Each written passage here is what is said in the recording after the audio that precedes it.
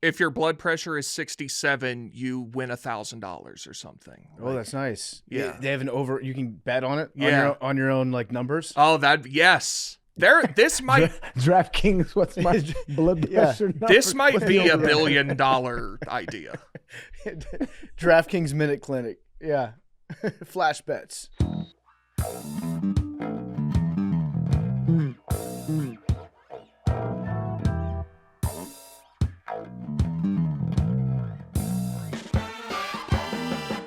Welcome back to Macrodosing. It is Thursday. It's November 13th. And today's episode, as always, is brought to you by Game Time. Game Time is the place to get college football tickets. It's the place to get NFL tickets, concert tickets, any event. Check out Game Time. They've got the best seats, especially if you're buying at the last minute.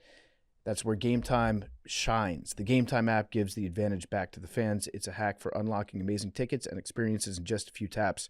It's so easy to use. The Game Time guarantee means that you can trust you will get 100% authentic tickets on time at the best price, plus the fees are always included. So what you see is what you pay. Big T, we got a big weekend of college football coming up. Huge weekend. Yeah. What game are you looking at? I looked at Michigan Northwestern, which is taking place at Wrigley Field this weekend. It is. No Vigley. Yeah. That's what they call it. Yeah. Yeah, no, it's actually a very fun place to watch a football game. Wouldn't necessarily recommend it for a hockey game, but I have seen I watched Northwestern Iowa at Wrigley Field. Wasn't it like 9-6 or something? And it was like a 10-3 game, something like that, 10-6 maybe, but had a blast when I was there. It's a great place to watch a football game. I loved it. Go check it out in person. I think that the Barstool College Football Show is going to be there, big noon kickoff. And what are tickets to get into Wrigley? The friendly confines. I can get you in for $142. It's a great experience. Highly recommend checking it out. Game Time will get you the best seats at the best price in just a few taps at the last minute. Take the guesswork out of buying those college football tickets with Game Time. Download the app, create an account, use code MACRO, get $20 off that first purchase. Terms apply. Again, create an account, redeem code MACRO, M-A-C-R-O, $20 off. Swipe, tap, ticket, go. Download the Game Time app today. All right, we're back on Macrodosing. It's me, PFT. We got Big T here. We got Mac and Mad Dog behind the glass. And we have massive Major League Baseball fan and former NFL running back Arian Foster, who recently appeared in a picture for the Houston Texans rocking the Milwaukee Brewers hat. Did I miss this? I didn't even peep that. Yeah, I loved it. He was in the H-Town Influencer Suite in the Brewers hat. Oh, I completely missed this. So my baby mama's brother came in town, and he's a Jaguars fan, and she was like, yo, can you give me tickets? I was like, yeah. Now, I wasn't going to go, and she's like, man, just pull up. So I just pulled up, said hi, and asked me to take a picture in front of the jump. Rocking the Brewers, yeah. I mean, I had sweats and flip-flops on, so I mean, you know how I rock. I didn't plan to be, wasn't a thing. To be, taking a picture of. It was a good game, though. Did you like the game? I left at the fourth quarter, so I didn't even get to see the the finale of it. You didn't get to see Davis Mills running it in, and then the turnover at the very last second? I saw the highlights afterwards. Everybody was like, yo, they came back, that's what's up, man. There are multiple replies to this tweet saying Arian Foster, the podcaster. Unreal. That was it was a fun game. The Texans defense is really good. Yeah. They got some good defenders, man. What's the corner name? He's like all pro. Stingley. There you go. Yeah, he's nice. Stingley, Will Anderson. Yeah, you got some nice pieces there. Man, $100,000. Fun though. Fun to be back. It was fun. What's $100,000? I said my man's $100,000. It's like, yeah, cool. I think it's just an exclamation. Gotcha. I agree. Big T, it's good to see you. Good to see you as well. We did the college football playoff thing last night. The bracket's out. Can you talk me off a ledge? Are you think you're in a bad spot? I think we're in a bad spot. I think James Madison's in a bad spot. Yeah. Oh, I don't agree with that at all. Okay. All right. Well, yeah, that sounds like you're ready to talk me off a ledge. Yeah, why would you be on a ledge? My theory is that USF is going to get the spot if they win out. And I agree with that. And there's nothing that JMU can do to change that. I agree with that. And then I think that if USF loses a game, they are playing against Navy this weekend. Not a bad team. Good team. Go America. I don't believe USF has any F-18 Hornets. Probably Navy not. has way more than them. Not even in South Florida. Not even. But I think that there's a chance that if USF would lose in the title game to UNT, then it would be UNT. I think there's a strong possibility the American champ gets in if there's only one spot. However, you just need to be rooting hard for Duke. I'm rooting hard for Duke. Yep.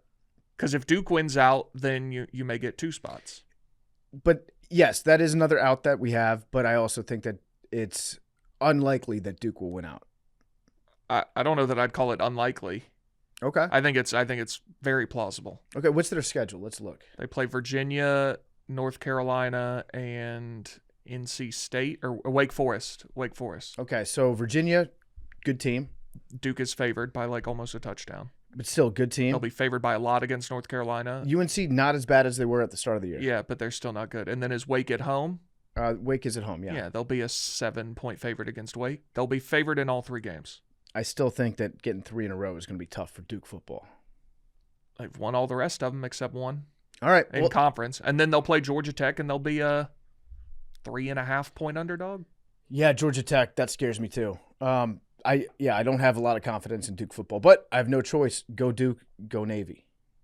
Yeah. That's where I'm at this weekend. And there is a world where JMU is the lone group of 5 representative, but I think that's less likely. Yeah, it is. I think the die has been cast, and we had our opportunity to beat Louisville, which we did for a half. Yeah. But then, things happen. Good football team.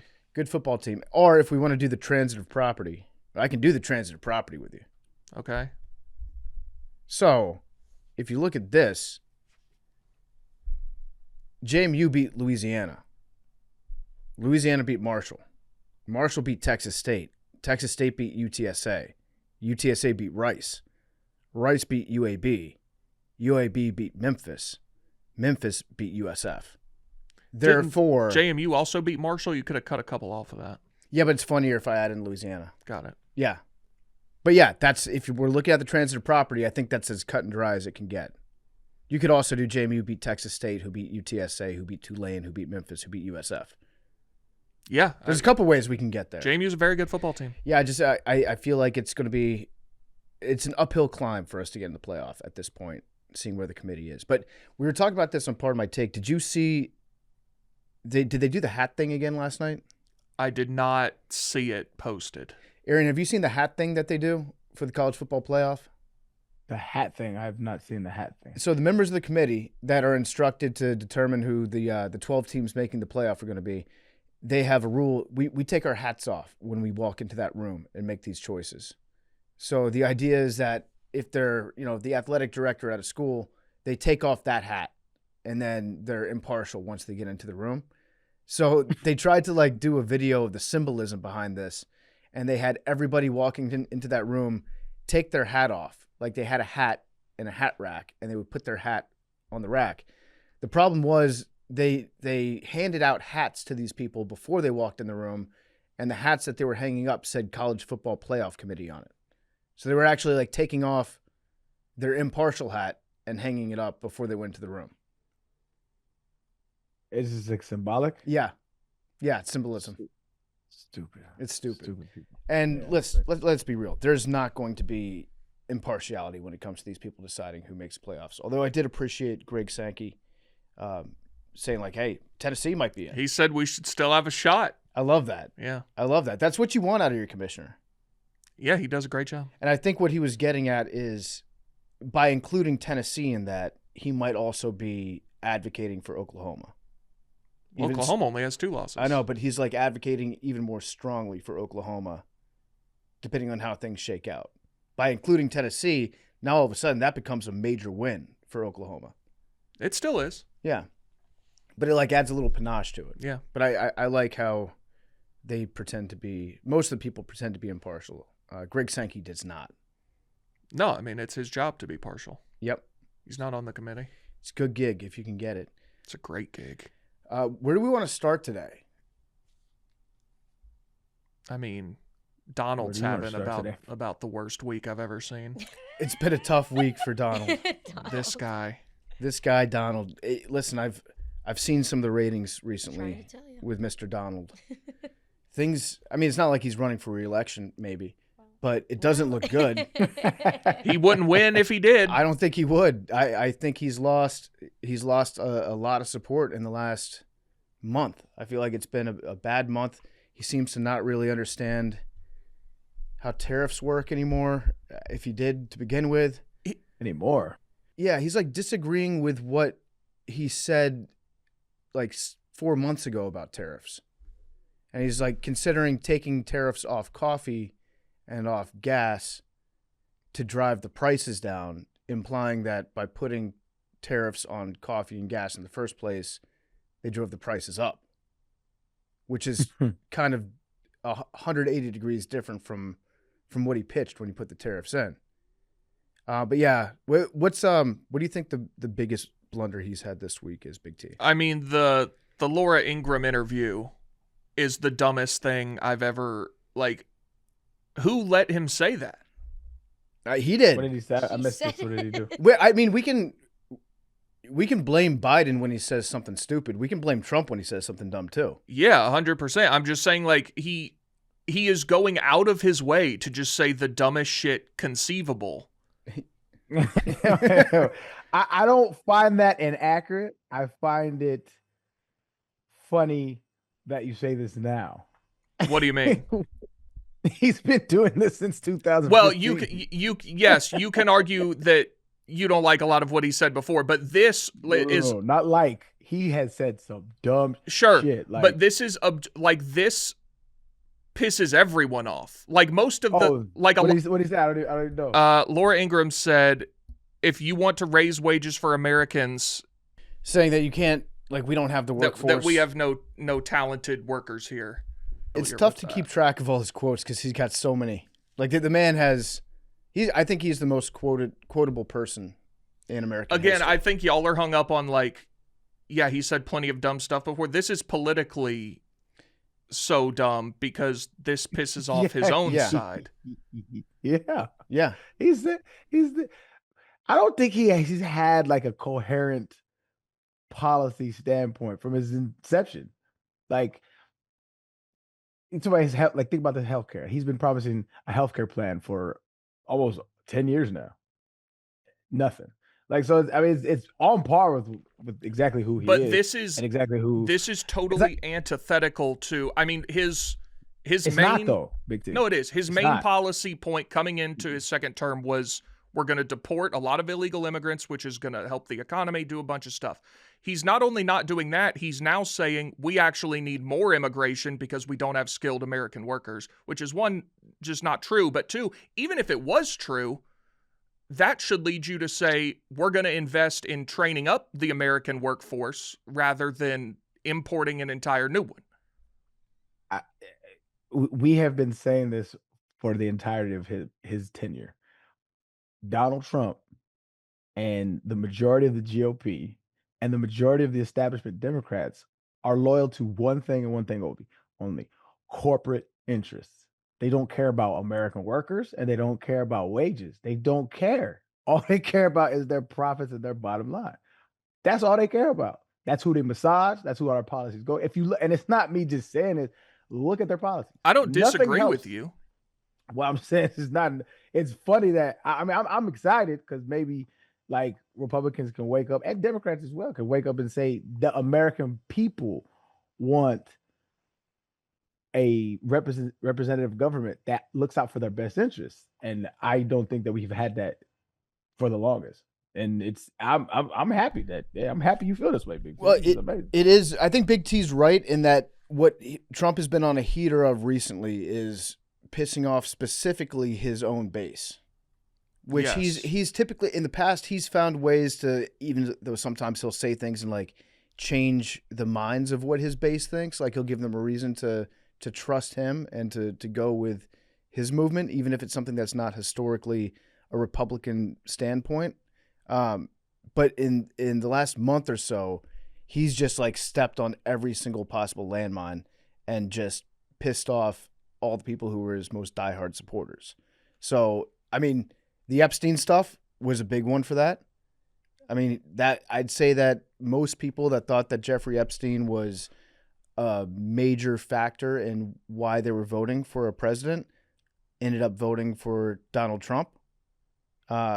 I think that's probably the right way to phrase it. It's not saying that Democrats don't care about Jeffrey Epstein, but I think if that was like one of your main issues that you deeply cared about, you probably skewed towards the Republican side in 2024.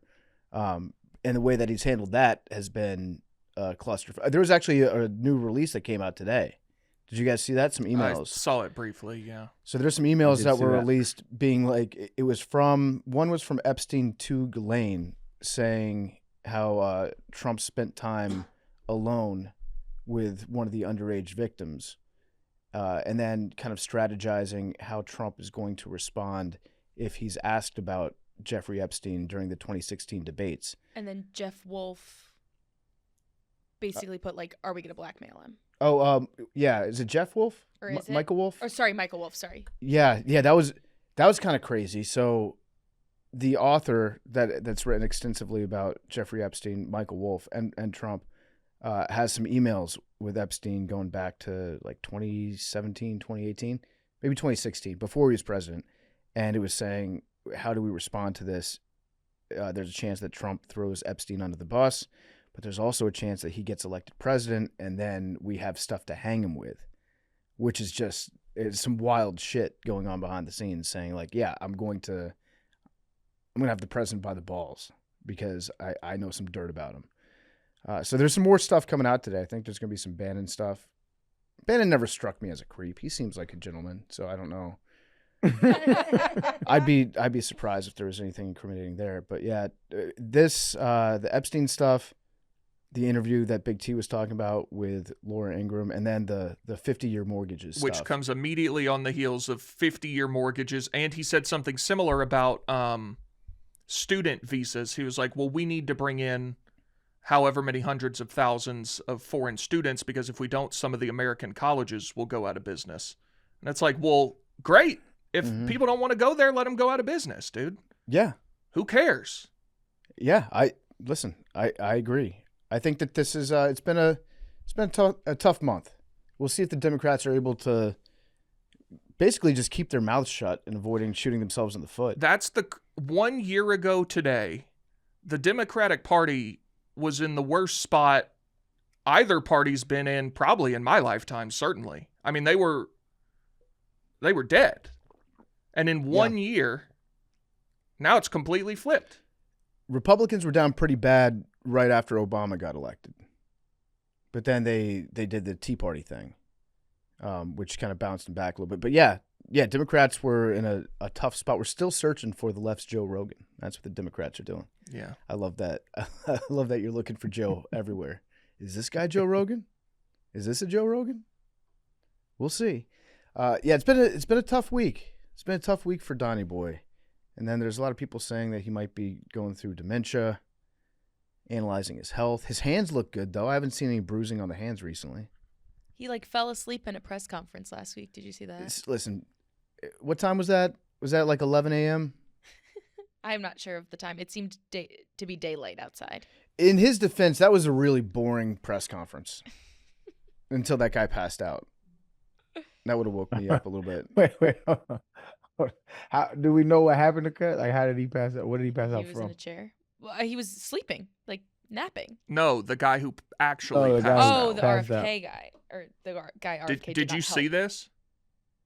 I did see a clip of that. Yeah. Did you see him just kind of stand there? Trump?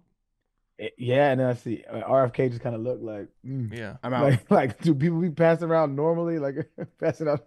Like, no, it's very like, everything's okay. Show must go on. It was a funny scene because RFK Jr. got the fuck out of that camera frame. He saw a guy passed out. He's like, I'm out here. I got to go.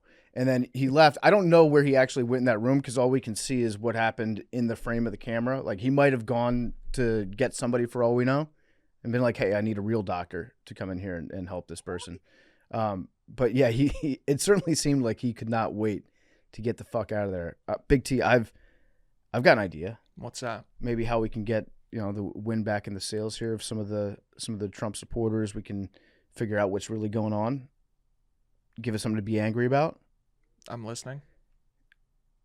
About, what, a month ago, 2 months ago, Donnie got his COVID booster. Did he really? Did that turn him into a lib? I don't know, is man. That the new Something batch? may have. Is that the new batch? Microbots that make you woke. I think the new COVID booster just turns you lib. It's a plausible scenario, I guess. I didn't know that had happened. Yeah. Yeah, he got jabbed up. He got jabbed up good. So, yeah, I'm interested to see what he says next. Yeah, I can't wait. So he wanted the new Commander Stadium named after him? That's correct. Yeah. Yeah. Is that too big of a request, do you think? I mean, it's your team. I don't give a fuck what they call a building. What do you think? Listen, I just want him to stay the fuck away from my team. I watch football to not think about politics. If I thought about politics when I was watching football, I would not be able to enjoy the sport. Like, I watch football because it's fun, because I love the game. I don't need the president at the game. I don't need the president being like, if you're going to move to the new stadium, you have to name it after me. And also you have to change the name back because I'm asking you to. I don't want any of that around the team at all. It sucks. But I will say this. It is very funny that he is asking for the stadium not to be named after RFK Jr.'s dad. Oh, did he? That was a specific request? Well, no, because the stadium was RFK Stadium. Yeah. So for, I forget how many years. It was probably like 50 years, maybe 40 years. They played at RFK Stadium, named after Robert F. Kennedy, the Attorney General Senator who was assassinated. Also RFK Jr.'s dad. And then now they're moving back to that former site. And then Trump is like, don't name it after RFK. Because a lot of people thought it was going to be called RFK Stadium because that's where the stadium is going to be built. I thought it would be like RFK Stadium and they would sell naming rights to the field. So it would be like, yeah, Raytheon Field at RFK Stadium. But then Trump was like, name it after me instead of this guy's dad, which I thought that was kind of funny just to watch RFK Jr. have to deal with that. I mean, he's already, swallowed his pride enough. Yeah. It's kind of poetic justice. I like it. Where's the owner at with it? Josh Harris is being a shrewd businessman, I think, and he invited Donald to come to the game and to hang out in the suite. Gave him a jersey. I think he's just being buttering him up, like tolerating him, knowing that by the time the stadium's finished, he's going to be out of office anyways. So who really gives a shit? And he just doesn't want to kick the hornet's nest. Got you. Especially because now Trump is threatening litigation through the Attorney General on the mayor of D.C., Mayor Bowser, who has been instrumental alongside the city council and Congress to finally get this stadium deal done. And so Trump loves sports, and he will insert himself when he finds out that there's a deal going on. He wants to be at the center of that deal. And if he's not, then he will figure out a way to mess up the deal until he's involved in it. So, how old is he? Trump? Yeah. 79. Is he that old? 79? Boy, the boy knocking on the door. 79 will be 80 in June. That boy knocking on the door. Yeah. He I think he's also dialed down on the tan stuff. You think? Yeah, he at least in that interview with Laura Ingraham. I don't know if he's got a new tan guy. He looked pretty tan to me. Yeah, but I've seen him. Is that the email you sent? Let me see. I think he's got a new tan guy. It might be slightly toned out, but you can still very clearly see orange as fuck. where it stops. Yeah, you can still see the lines. I mean, yeah, look at that. He's got the stratification, yeah. Yo. I wonder how that gets applied. Is it a lotion? Does he sit in a bed? Does he, you know what I'm saying? Does somebody spray the bottle over his face? Does it close your eyes, Donald? I think it's got to be a spray. Got to be a spray, right? I don't know enough about tanning. If it was a bed, Sun-kissed. it'd be like even, I think. Because it would just be like he's tanning. That's what I'm saying, but does he spray it? Does He somebody might, else because spray it looks so bad. I don't really No, know. he's got a spray guy. Yeah. But they should That's what I'm know how to saying. blend And then it. Well, then what else is he responsible for? I am Donald Trump's spray tan guy. Like, what other job does he have? He might be like, have you seen the show Veep? I've heard of it. Heard it was really good. You should watch it. It's very funny. But the vice president of the show has like her assistant. It's called her bag man, and he walks around with her everywhere with everything in this bag that she could possibly need. He may have a bag man. I think he got a bad guy. Yeah. Yeah. Mhm. Like, does he cut his nails? Does he bite them? These are all important questions.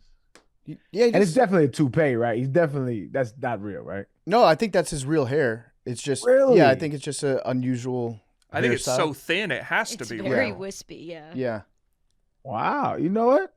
I give credit where it's due. You're 79 years old. You still got some fuzz up top.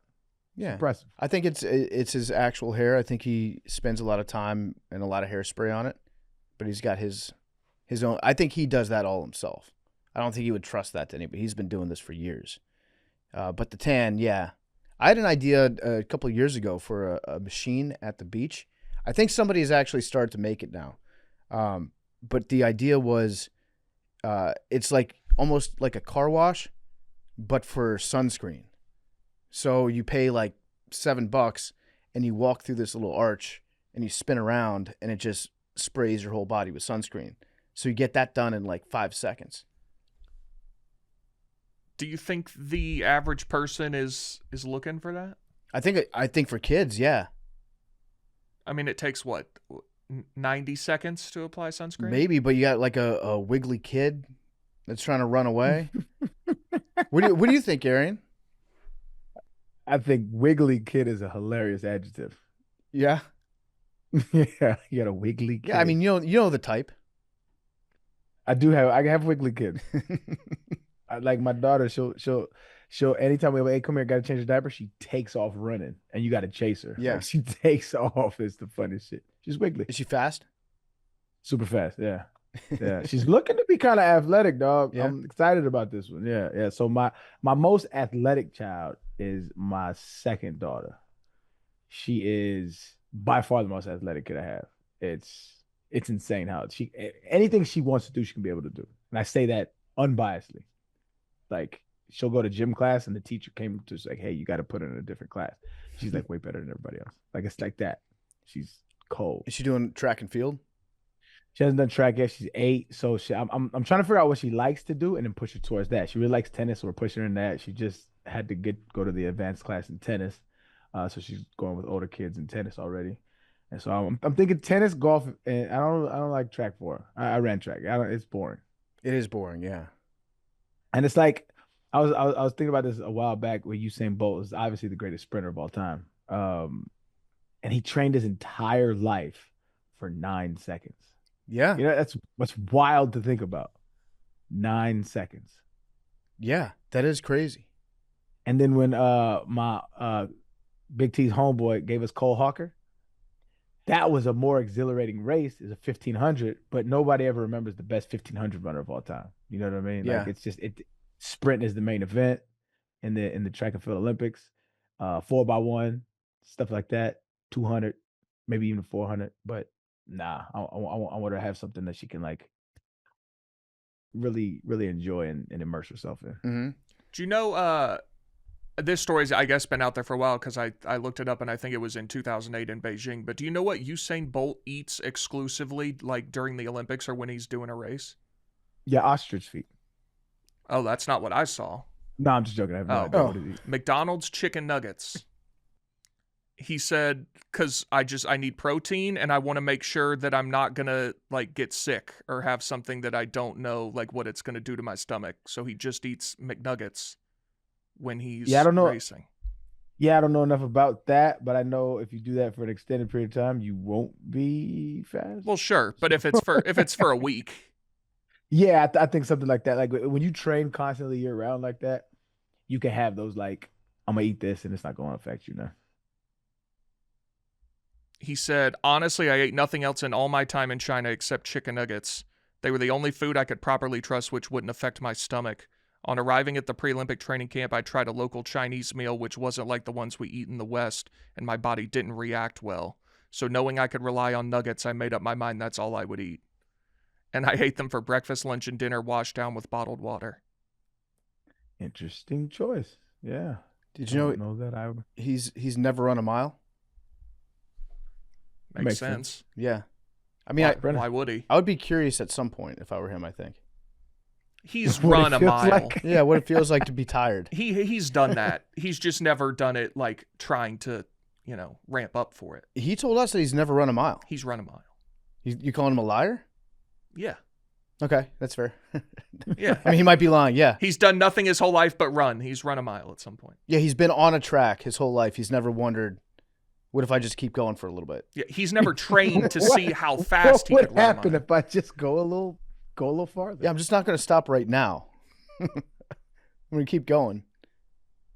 We might as well just go all the way around back where I started. I'm not that tired yet. Okay. I feel like with no training, I think that he could probably run like if he's telling the truth, at the peak of his powers, when he ran, 9.79? Something like that. When he ran a 9.79 100-yard dash, and if he was telling the truth that he had never run a mile before, I think just being the athlete that he is, he could probably go sub 6 minutes. Oh, way faster than that. Very first time running mile. 6? Yeah, I mean, he has extremely long legs. Yeah, I mean, he'll kill that. 6 minutes. I could do 6 minutes. Right No, I now? can't. You Not think right now. Usain No, Bolt, fuck, you said not right 6 now. minutes? I said sub 6. I mean, Under 6 is not a hard thing to do for a track athlete. But for somebody who's never run a mile before in their entire life. he's the fastest guy in the world. Yes, for 100 meters. Sure. Okay, so that's 10 seconds. That's 40 for 400, which is a quarter. So if he ran that pace, which obviously he wouldn't, that would be, 240? Yeah. Okay, so say you slow down a little bit. Like you're a still lot. still clearing 4 minutes easy. But he could jog. I understand what his 400 time is like what? Under 50 easy, right? So when you train for the 400, you train like 800, sometimes 600. I guarantee you his training sessions, my training sessions when I used to run 400s, I used to get them we used to do like, I think it's like 3x4s or something like that. I used to get them in like, when I was pushing 51, 55, when I was really, really tired, like 105, 110, right? Like that was me like digging, but I was not track speed and football speed are two entirely different things. So if he was pushing, I guarantee he could get each one in, I don't know, 130, 140 easily. Yeah. I mean, 130 would be a 6 minute mile. That'd be 6 minutes. That's what I'm saying. Easily though. That's what I'm saying. He said sub 6. That's easy. I forgot that he ran the 400 hand up. I only remembered him running the 100 and 200. He was also an excellent 400-meter sprinter. And that's probably the hardest event, right? That's the man. That put the hair on your chest. Because you're sprinting the entire time. 4 P's of running the 400 meters. That's what they teach you growing up. 100 or 400? 400. Okay. There's a 4 P's. The first 100, you push. The second 100, you pace. The third 100, you position to come on a back stretch. And the fourth 100, they say you just pray, whatever you got left. I thought it was puke. Eventually. Yeah, and that's the 5th P. Yeah. That's the hardest. Like, that's one of the hardest things I've ever done. Like, really train for 400. Mm-hmm. It's just, when you run it, like actually run it, every muscle in your body, you feel it, dog. Ass locked up. Hurting. I think that I think that if he did train for the 400 by running 800 meters, which you say is like pretty standard, then I'm going to rethink my mile time for him.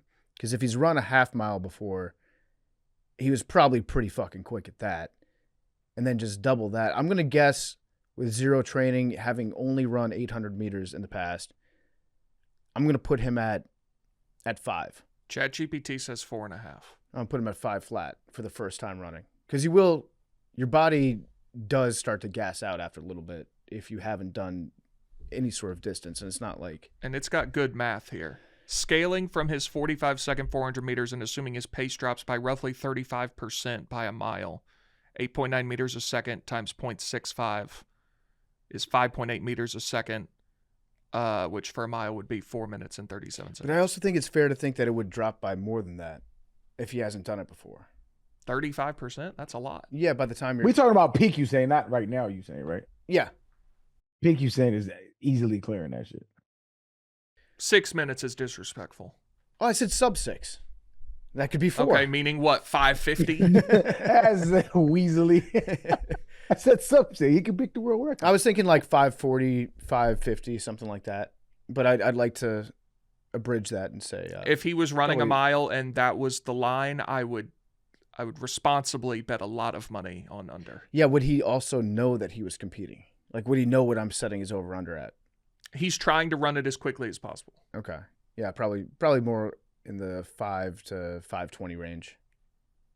First time, but then like he practices it twice and then he's down in the 4s. I guess we'll never know. I like 530, 510. I like the first time you do it. Yeah, I like that. Yeah.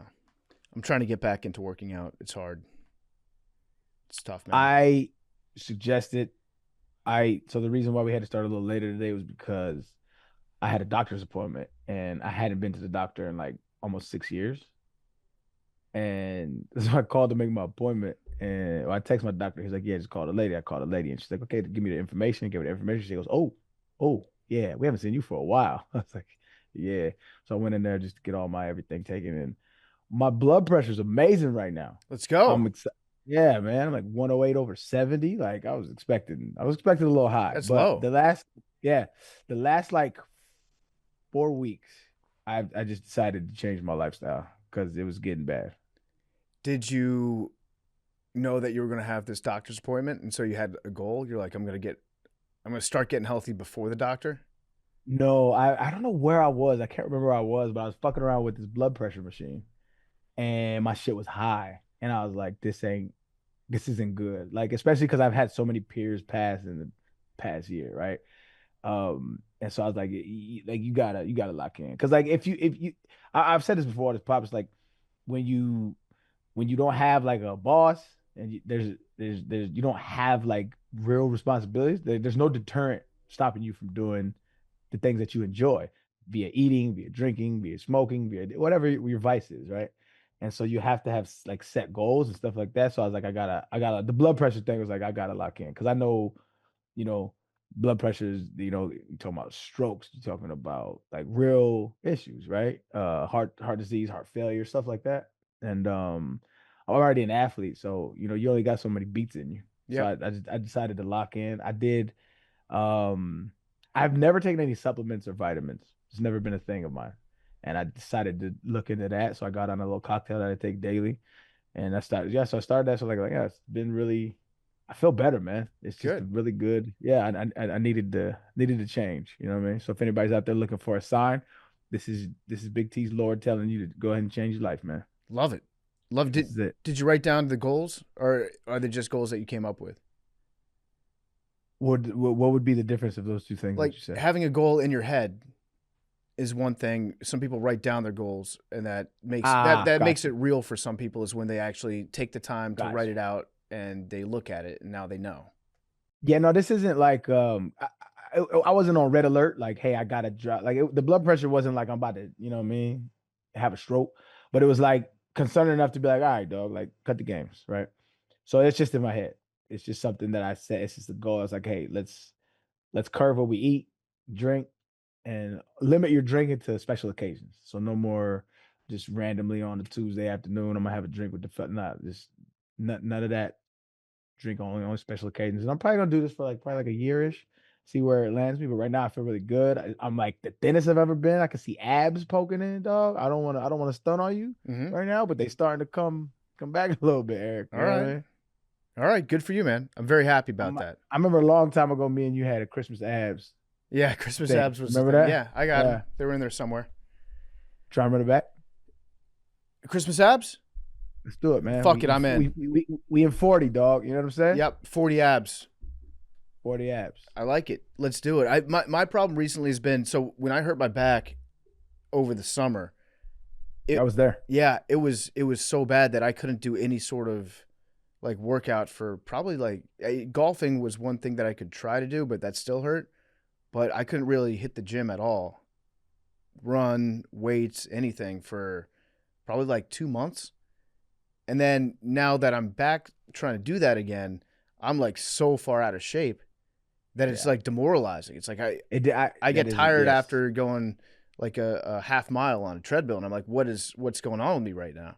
And so I'm thinking maybe I need to find, there's got to be a different type of workout that I can get really into, where I'm truly starting from scratch, where I don't have like the expectation of what I used to be able to do. That's kind of like dragging me down. I need to find like a new thing that I can get excited about. I think that's a very important point that you're saying. I think a lot of people go through that and then they'll say fuck it, and then they'll go back to their old habits. So it's about you got to be excited about something. You know what I mean? Yeah, or at least for a workout for me, I have to have that like natural energy to push myself to get through it. So like before, I could, like last year, I could go out and run 4 miles if I had to, and I'd feel good. And after like the third mile, I'll be like, okay, I got this. I can do 4 easy. But then you get that setback, and then you start running, and you're like, this sucks. I'm out of shape. I can't breathe. It's been a quarter of a mile. Like that, it's hard to push through that. So, something manage new. your expectations. That's what I would, it's because like a lot of times, especially as an ex-athlete, I'll go into the gym with this workout that I know I've been doing for years, right? And so I had to like scale it back and be like, dog, you're not running from 300-pound people anymore. Like, cut that shit out. Like, calm down. And so like sometimes I used to have a saying that my dad used to tell me when I used to work out. It's like sometimes you beat the gym, sometimes the gym beats you. But the important part is that you keep showing up. Like some days I wouldn't feel like it, and I would go in there and like I can only do 20 minutes mentally. Yeah. I can't take it today, but I still got 20 minutes in. 20 minutes in is better than 0 minutes in. You know what I mean? So just keep chipping away at that iceberg slowly but surely. I like it. You went to the same doctor after 6 years? Yeah, apparently you don't like consistency, Big T. God, you changed doctors like no. But if I hadn't gone in 6 years, I would have gone to a new guy. Logistically, that doesn't even make sense. They have like he'll see the difference right away. Yeah, I guess.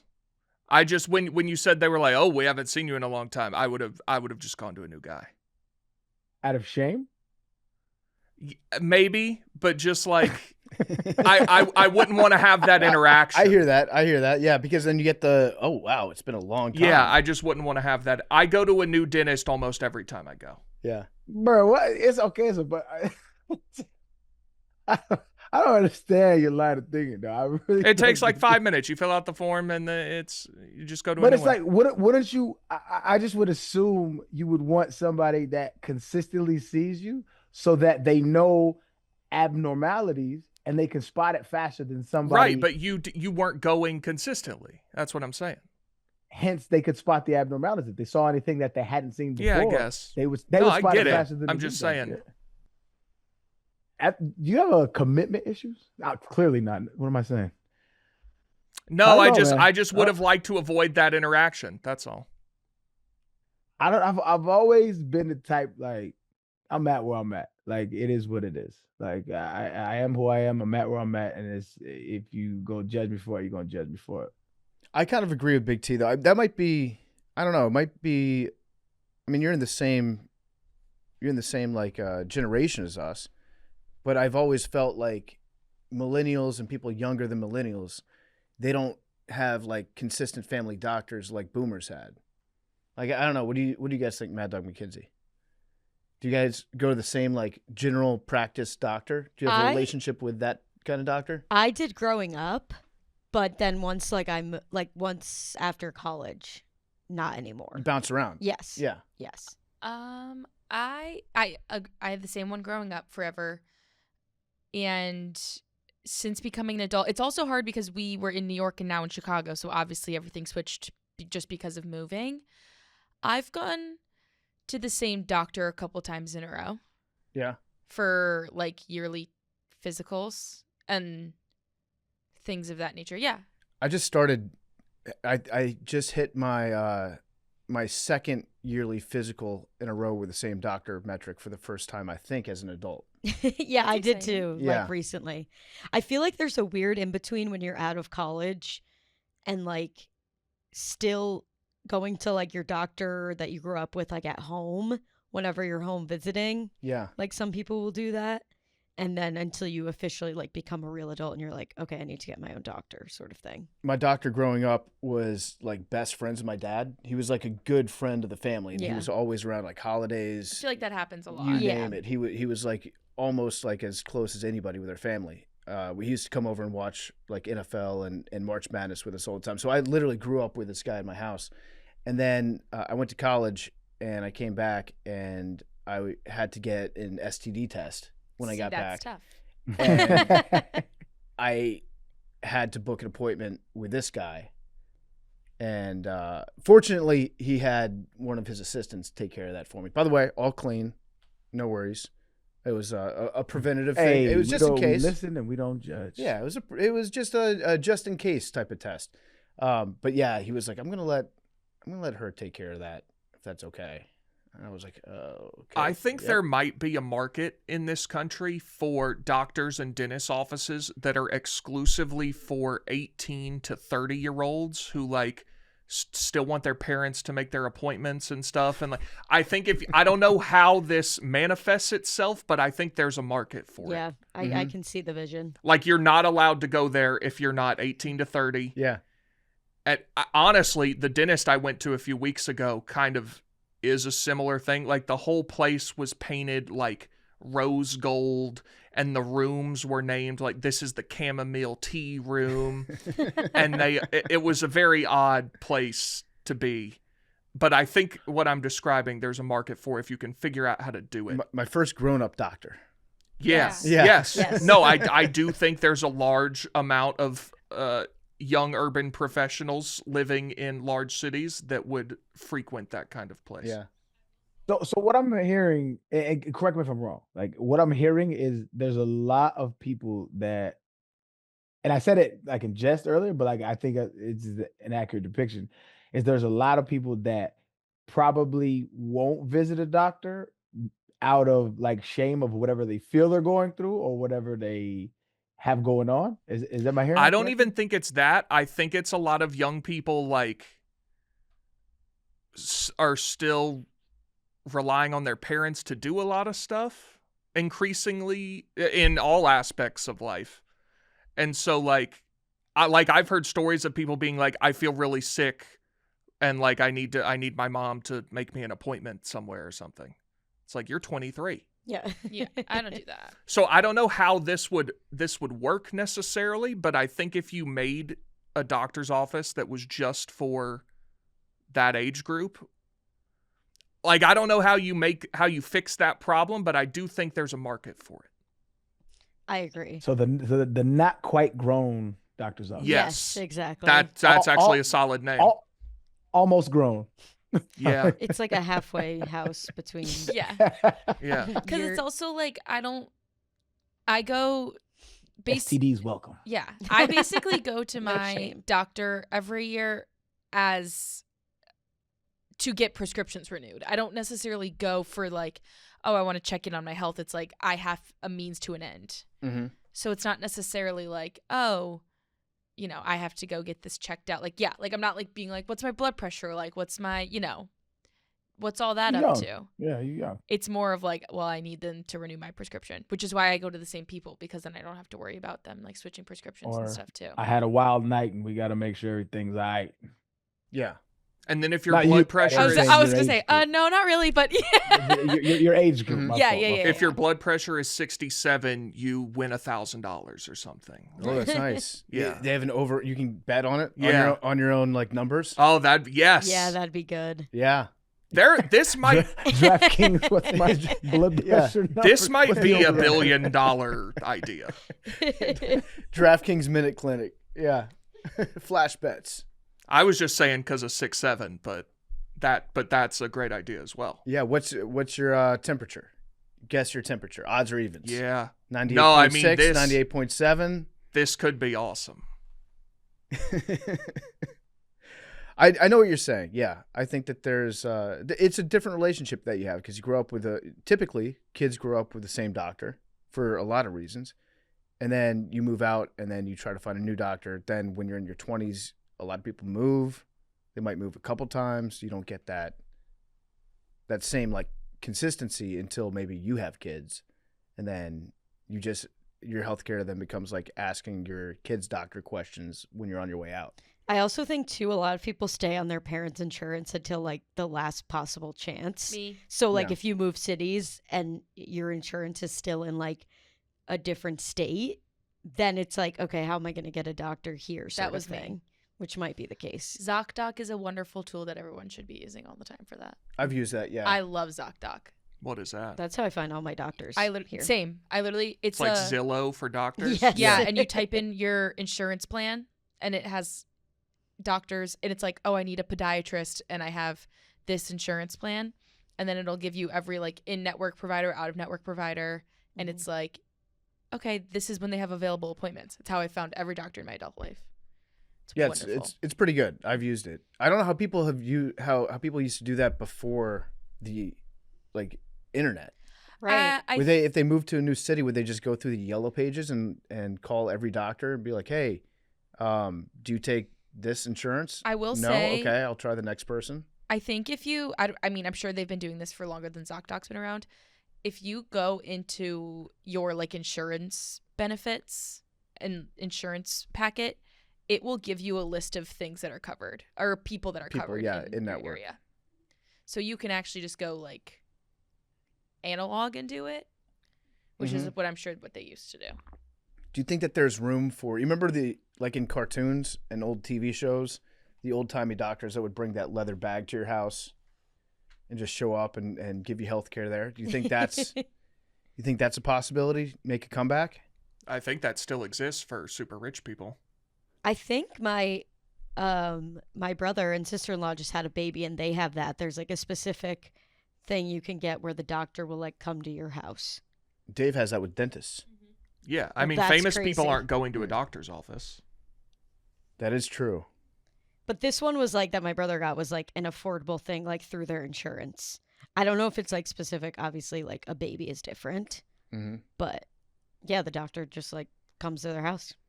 I feel like big companies could also just have like a nurse's office, Mhm. like you're back in school, Yeah. where it's like stop in.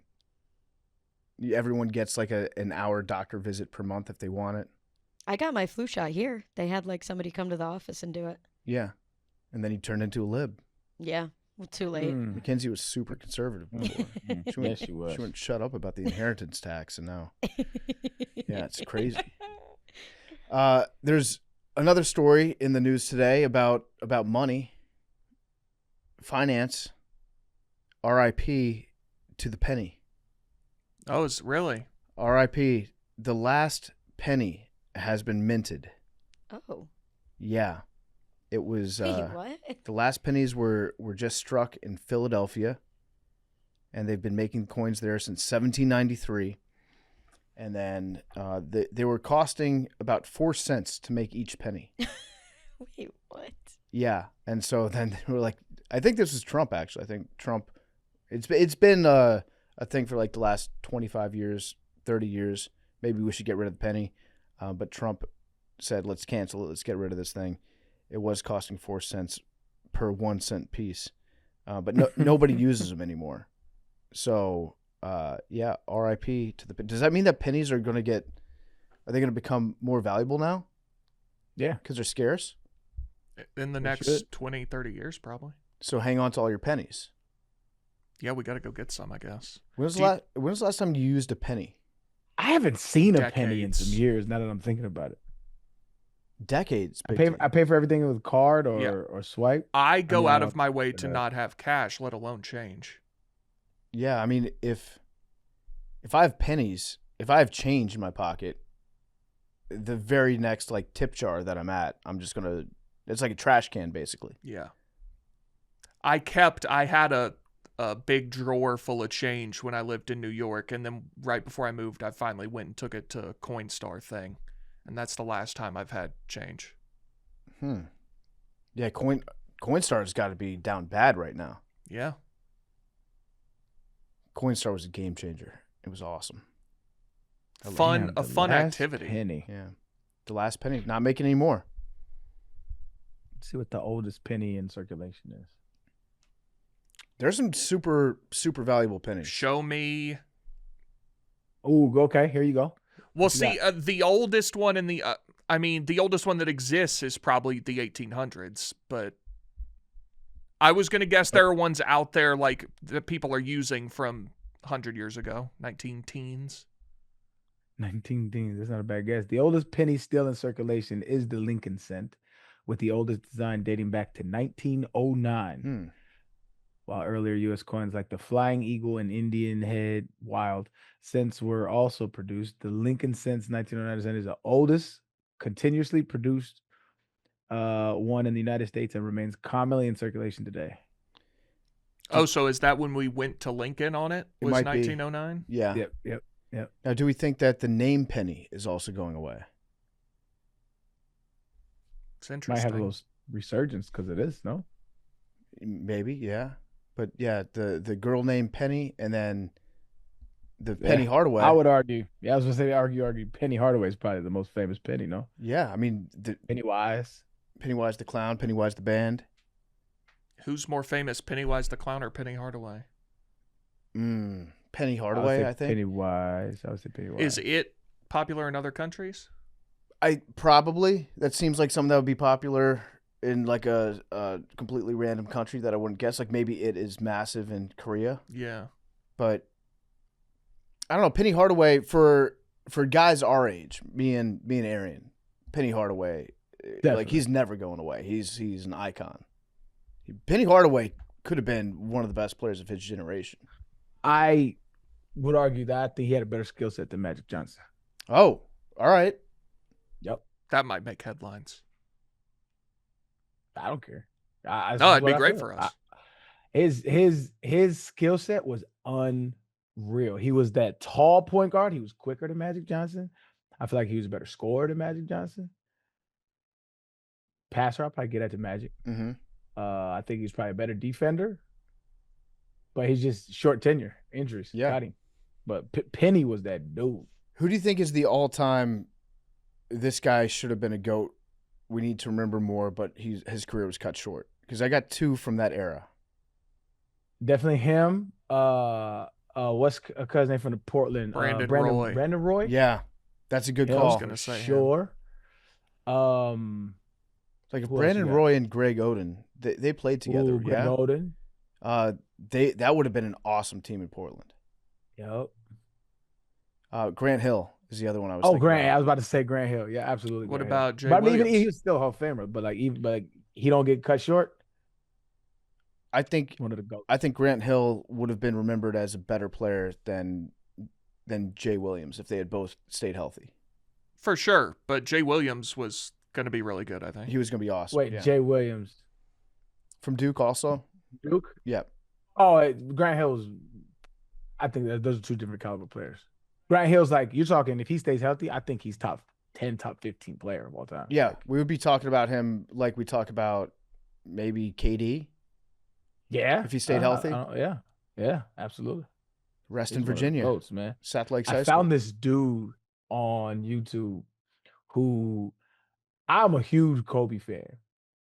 Not like this cat. I'm gonna find his name. But he had this little like Jubilee style Kobe is the best player of all time against people who love LeBron, but people who love Magic Johnson, people who love Kareem, whatever. And he has stats out of this fucking world. Let me find his name. But it is impressive the way he argues for Kobe. Who's that? And Who's he's that? kind of convincing, dog. Who's that liberal guy? The really young guy that talks so fast. Do you know what I'm talking about? Talking about Harry Sisson. No. This guy is like his speed is more along the lines of like a Ben Shapiro or a Lazy Bone. Is he one of that crew, or is it like older, younger? I'd say I don't know if they run in the same circles, but it seems like they might, unless there's like beef. Is it a young white guy? Yeah. Like how young? A young white, around the age of Harry Sisson. Okay, because there's like a trio of them. One is Dean something. Yeah, that's the guy. Yeah, I think that's him. No, maybe it's not, because I know who you're talking about. The Dean Withers or whatever. Yes. Yeah, He I've does seen- TikTok debates all the time. It might be him, but this dude, he just like you can't even understand what he goes so fucking fast. I was going to say, though, about Kobe. Kobe fans are probably the most vociferous fans of any individual athlete. Because it's not just ever. about like it's You've not just got a about the lot. athlete. You've got a lot to defend. You get a lot to, but you also have like the mentality. Mamba. They take on the Mamba mentality in their defense of Kobe. Like that's how they enter the Mamba verse. Yeah, is when they're talking about Kobe. I found the guy. His name is his YouTube page is Scap Attack, and so if you have time, watch this debate, and it is insane. It's let's see, it released 5 days ago, got 100,000 views.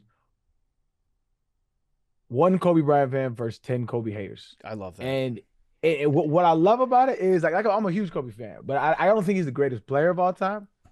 But the way he argues for it, or like for, he'll say arguably Michael Jordan. He'll entertain that Jordan is the best ever, but like he's not going for LeBron better than Kobe. He's not going for Kareem better than Kobe. He's not going for Magic better than Kobe. He's not going for none of that shit.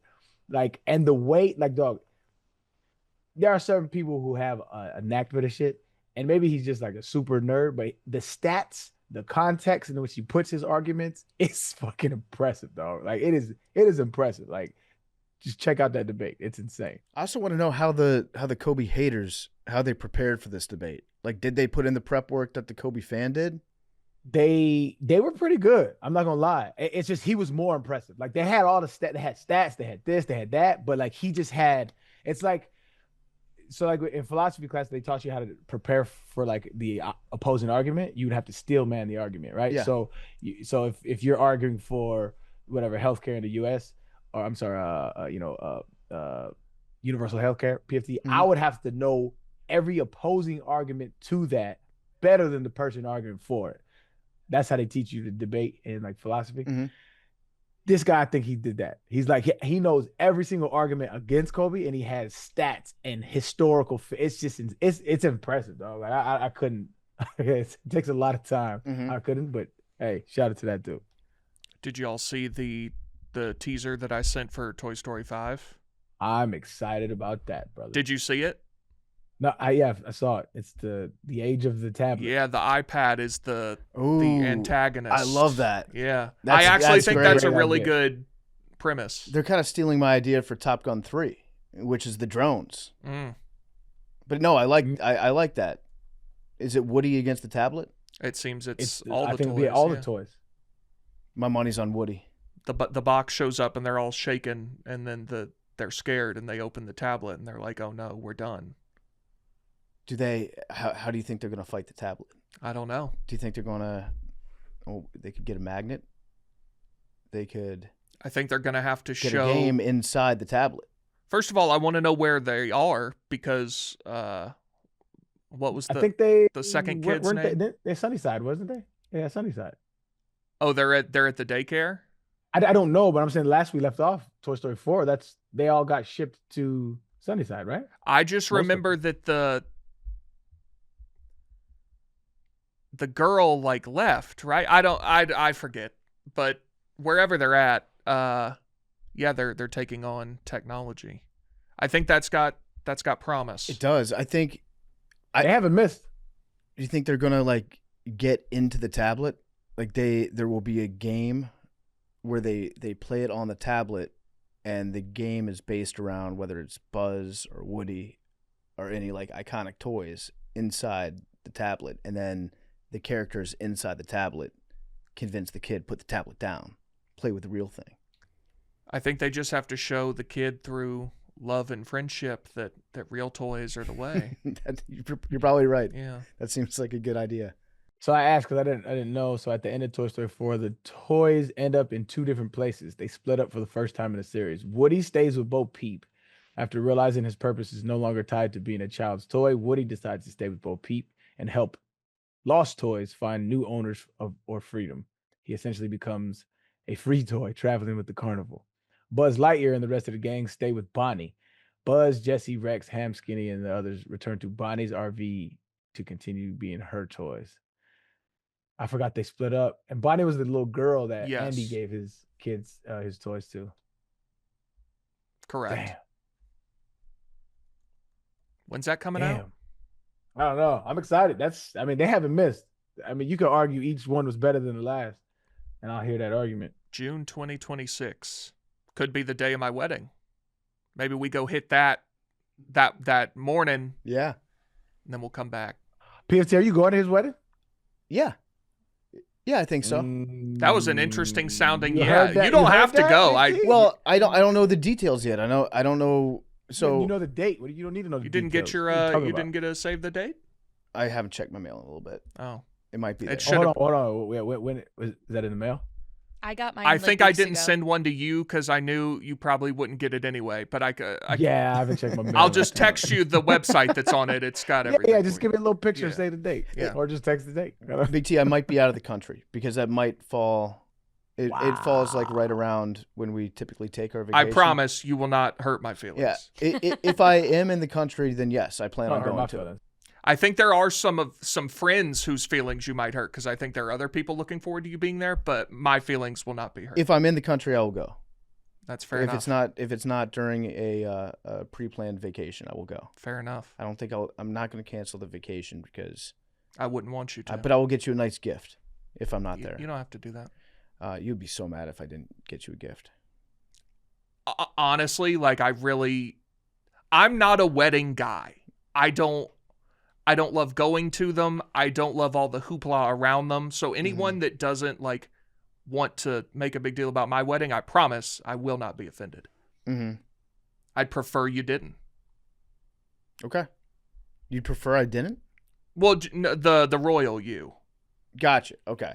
Like if you want to give me a gift, that's very nice. I won't reject it. But anyone that like doesn't want to go to the wedding, don't worry about it. No, I would very much like to go to the wedding. I would very much like to get you a nice gift. We'll just see how that date shakes out. I've made a decision on what kind of dog I'm gonna get. You have? I've made a decision on what dog I'm gonna get if I get a dog. I'll put it like that. Okay. Giant red lab. Giant red That's lab. what I have. You said what? That's what my dog is. You got a giant red lab? You didn't say why you say nothing. Maybe you did. You didn't say red lab earlier. You're Oh right. my God, Arian, they're the perfect dog. They look like Clifford. I'm looking at these right now. I'm not super Gorgeous familiar with them. My parents paid a lot of money for him. I love my dog more than anything on earth, but they're not everywhere. They're hunting dogs He's usually. gonna be like 15 or 20 in my book, maybe even less than that. But if I do pull the trigger, They are Arian. I cannot stress to you. A ton of our family friends have red labs, including my own family, and every single one of them is precious and amazing and wonderful family dog. so here's where I'm at with this. All right, I do want one, maybe, but I see there's two different ones. There's English and American. Okay, I wasn't even talking about that. Oh. That's probably more specific than I was talking about. And I'm gonna send it to the group chat. Okay, Boy or girl? it's a little bit more. No, it's a little bit more surface level than that. Okay, and I'll let you see the difference. Okay. That's the first one, right? Yeah. And this could all be like user error, but I see a distinct difference, and this is why this has a lot of That's the percentile writing on it. that's the English versus American. First one, way better. Mine. That's what I'm saying. I don't want no fat dog. Oh, bro. mine is mine is the That second treatment, dog. I'm not like the first one. That's the type of cat I want, dog. Like, Yeah. you know what I mean. That's a That dog. vernacular was probably confusing, but you know what I'm saying. The second one, get this motherfucker away from me. This ugly looking, Oh well. chunky ass. I don't want Oh. it. You, The first you can one, you can decide how That's much a to wrap. feed Well, yeah. your You dog. also decide how fat it is. that's why I said I don't know if it's a user error kind of Yeah, it thing. might or be just a user build thing. But the first one looks more like a lab, while the second one looks more like kind of a retriever. So to describe these two pictures for the audience out there, the first one seems to be a dog that dog has a sense of duty, Regal. honor, and respect. Yes. Like this is a dog that John Cena would raise. Shout Okay. out. Just retired. I'm sure that'll last. The second dog is just a big chunker, just a big, adorable little nugget. Mine is a chunker. But also, I will say the style of dog you want is lazy. No?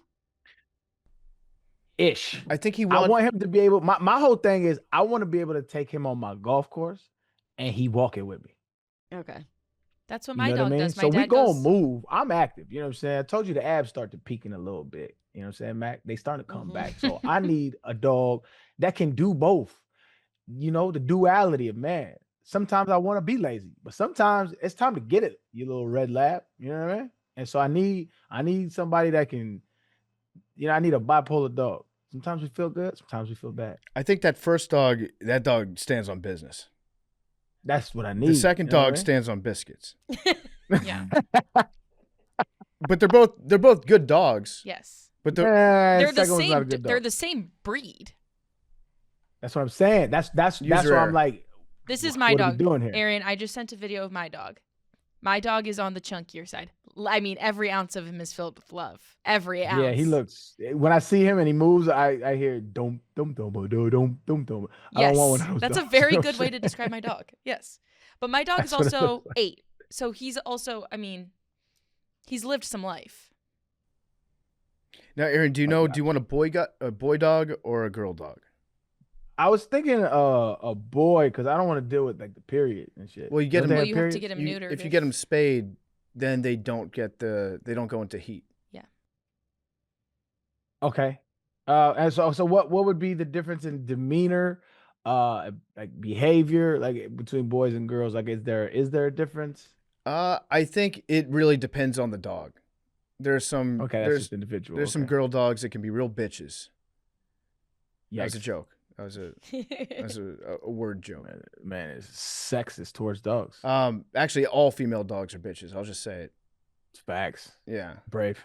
But I think it depends dog to dog more than it depends on the gender of the dog. But I think that this is a good choice. Red Lab is such a good dog, Arian. Any color lab, but specifically Red Lab are amazing, amazing choices. Because they're going to be smart, they're going to be friendly, they're going to be loyal. They are really athletic if you train them to be. That's the vibe I want. I can't have what you got. No disrespect. No disrespect. My dog Can't. enjoys a lot of the finer things in life. And have you guys? I actually have a great toy for your dog. Once you get it, Kind of toy, man. it's a Hank doll. We're making Hank that? dog toys, and it's Blake's favorite thing in the entire world. So would you suggest dude or female? I would say either one. I would say either one. But if you get a female dog, definitely have it spayed. If you get a male dog, you should have it neutered as well. How early do you cut their stuff off or whatever they do to make it? So some breeds, they recommend different things, but I would say for the most part, by like 6 months to a year is kind of when you typically do it.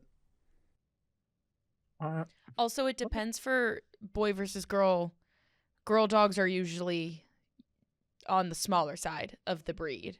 So Yes. if you want a bigger, giant Red Lab, you would want to get a male.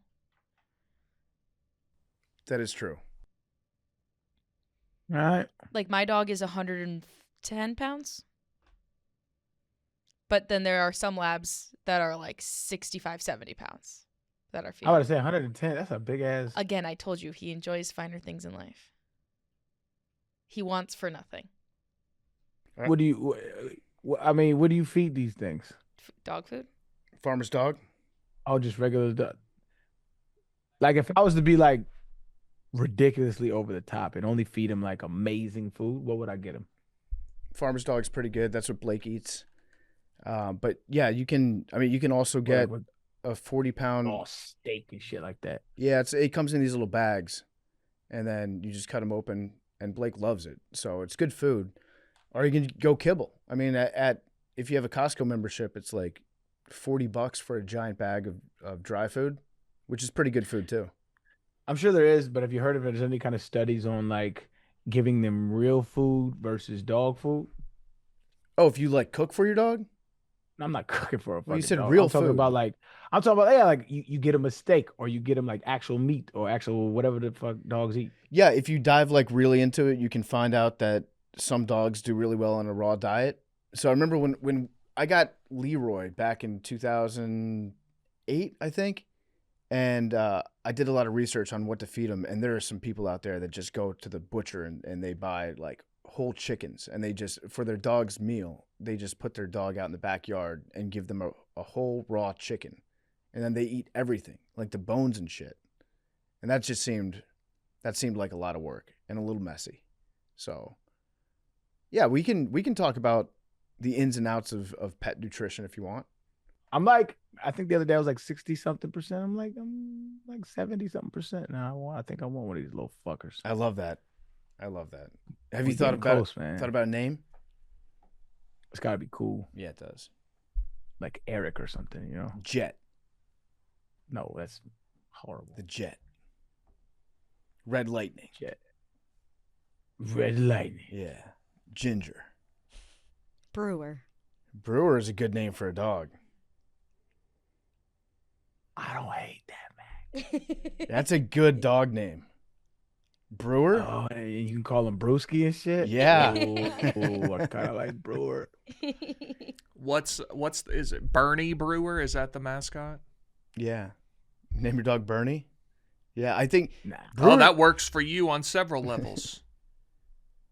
I don't want to look at my dog and think about politics. it's a Labrador retriever. If you have your dog named, that's a good sound to yell at a dog too. Brewer.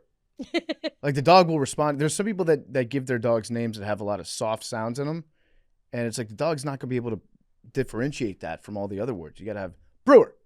That's good. You, So I've had you like 3 dogs consonants. my whole life. You like a good consonant. Yeah. The first one we had was named Sugar. My sister named her. She was a whore. Okay. Wait. I'm just being honest, dog. The dog. I shit you not. You can ask my mom, huh? The dog. Yeah, the dog was a whore. Got it. Yeah, no, my sister, cuz. I was That- talking about the dogs. It's giving dog you a was chance to whore, so we used clarify. to, like, and we lived in the, bad neighborhood. But like, so there's a bunch of stray dogs. Dog, I shit you not. Every night she would come back and like 10 dogs would walk her home. It was the weirdest shit. They would all like see her off. She would come back in the house and they'd all leave. I'm like, what the fuck is this? It was so weird, dog. It was so weird. And then the other one we had was Shadow. I feel bad for that dog because we was too broke to have a dog. We couldn't even feed that thing. It was bad.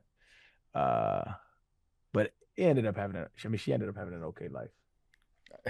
It's very funny to then- imagine Sugar coming home and like, or she's in the house and then like 3 dogs come up to the front door and knock. I'm not joking. Sugar here? But they would. Is They Sugar wouldn't here? knock, but they would like stand in the front yard like, yo, where's she at? And we would let her out and they would go off. I'm like, yo, this is wild, bro. I was like, you're a whore. And my last one was named Yoko. Mm-hmm. He was cool. That was my dog. He passed. Yeah, that was the husky, right? Yep, a husky, beautiful dog, man. I'm looking at Martin Labradors of Houston. So Martin Labradors. What is that? it's a breeder. They're currently sold Oh. out of all puppies. See, I just got a little gift in the mail a couple days ago. My Coleman thermos got here. Nice. Is Yeah. it good? I meant to bring it in today. I haven't used it yet. The cooler too? The cooler too. Yeah. Hell yeah. Yeah. I'll have to bring that in next week. Also, next week we're going to try to get that congressperson on. They couldn't make the episode today because they have a big vote because they're back at work. So, yeah, unfortunately, we couldn't make that happen. But we will stay in touch. And again, if you are a sitting congressperson, we'll have you on the show. Would love to get a senator at some point. Who do you think the most likely senator to come on this show is?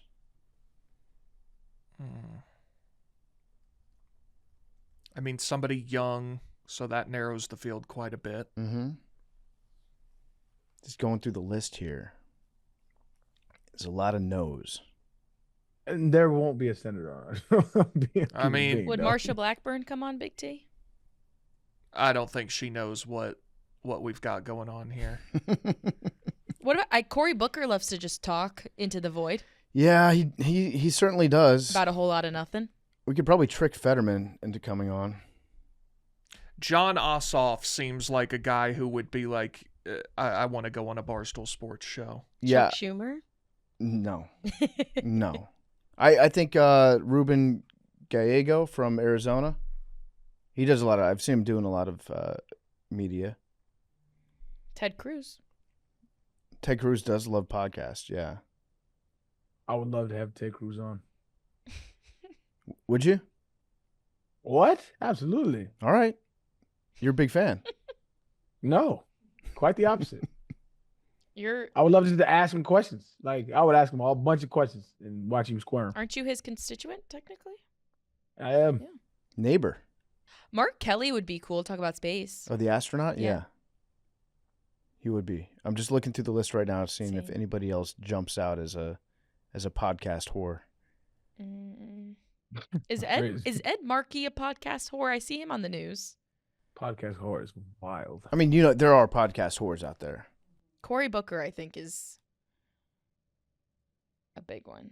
Would we be? Are we podcast whores? I mean, are we podcast pimps? Pimps. We're pimps. Yeah. Podcast dealers. Podcast pimping, baby. We're podcast dealers. Maybe whore's the wrong word. Podcast junkie would be like, yeah. Like Cory Booker, I could Okay. see him being a podcast junkie, and then he needs his fix. And he'd get right. I haven't been on podcast for a while. We got you. We got you. First one's free. The second one's going to cost you, Corey. And then he's in our pocket. That's how we roll.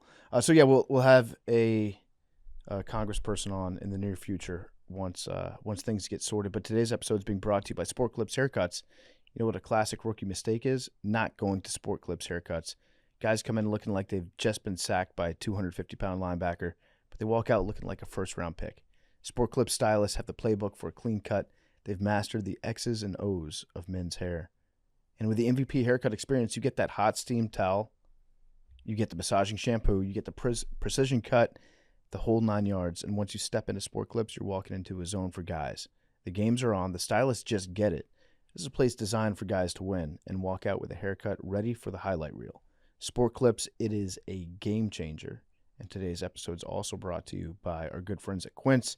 I got a bunch of Quince clothes once they started sponsoring our show. And let me tell you, they've become some of my favorites. They're in hot rotation. I love the Quince polo shirt. They've got some great long sleeve shirts, great pants, and they look great. They're awesome in terms of how comfortable they are, which is my number one, but they also happen to look really, really good.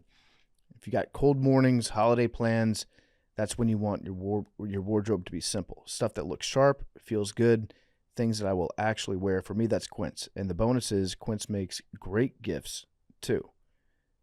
The season's lineup is simple, it's smart, and it's easy with Quince. $50 Mongolian cashmere sweaters that feel like an everyday luxury. And you also have things like wool coats, it's coat season, that are equal parts stylish and durable. Their denim nails the fit and everyday comfort, all at a fraction of what you expect to pay. By partnering directly with ethical factories and top artisans, Quince cuts out the middlemen.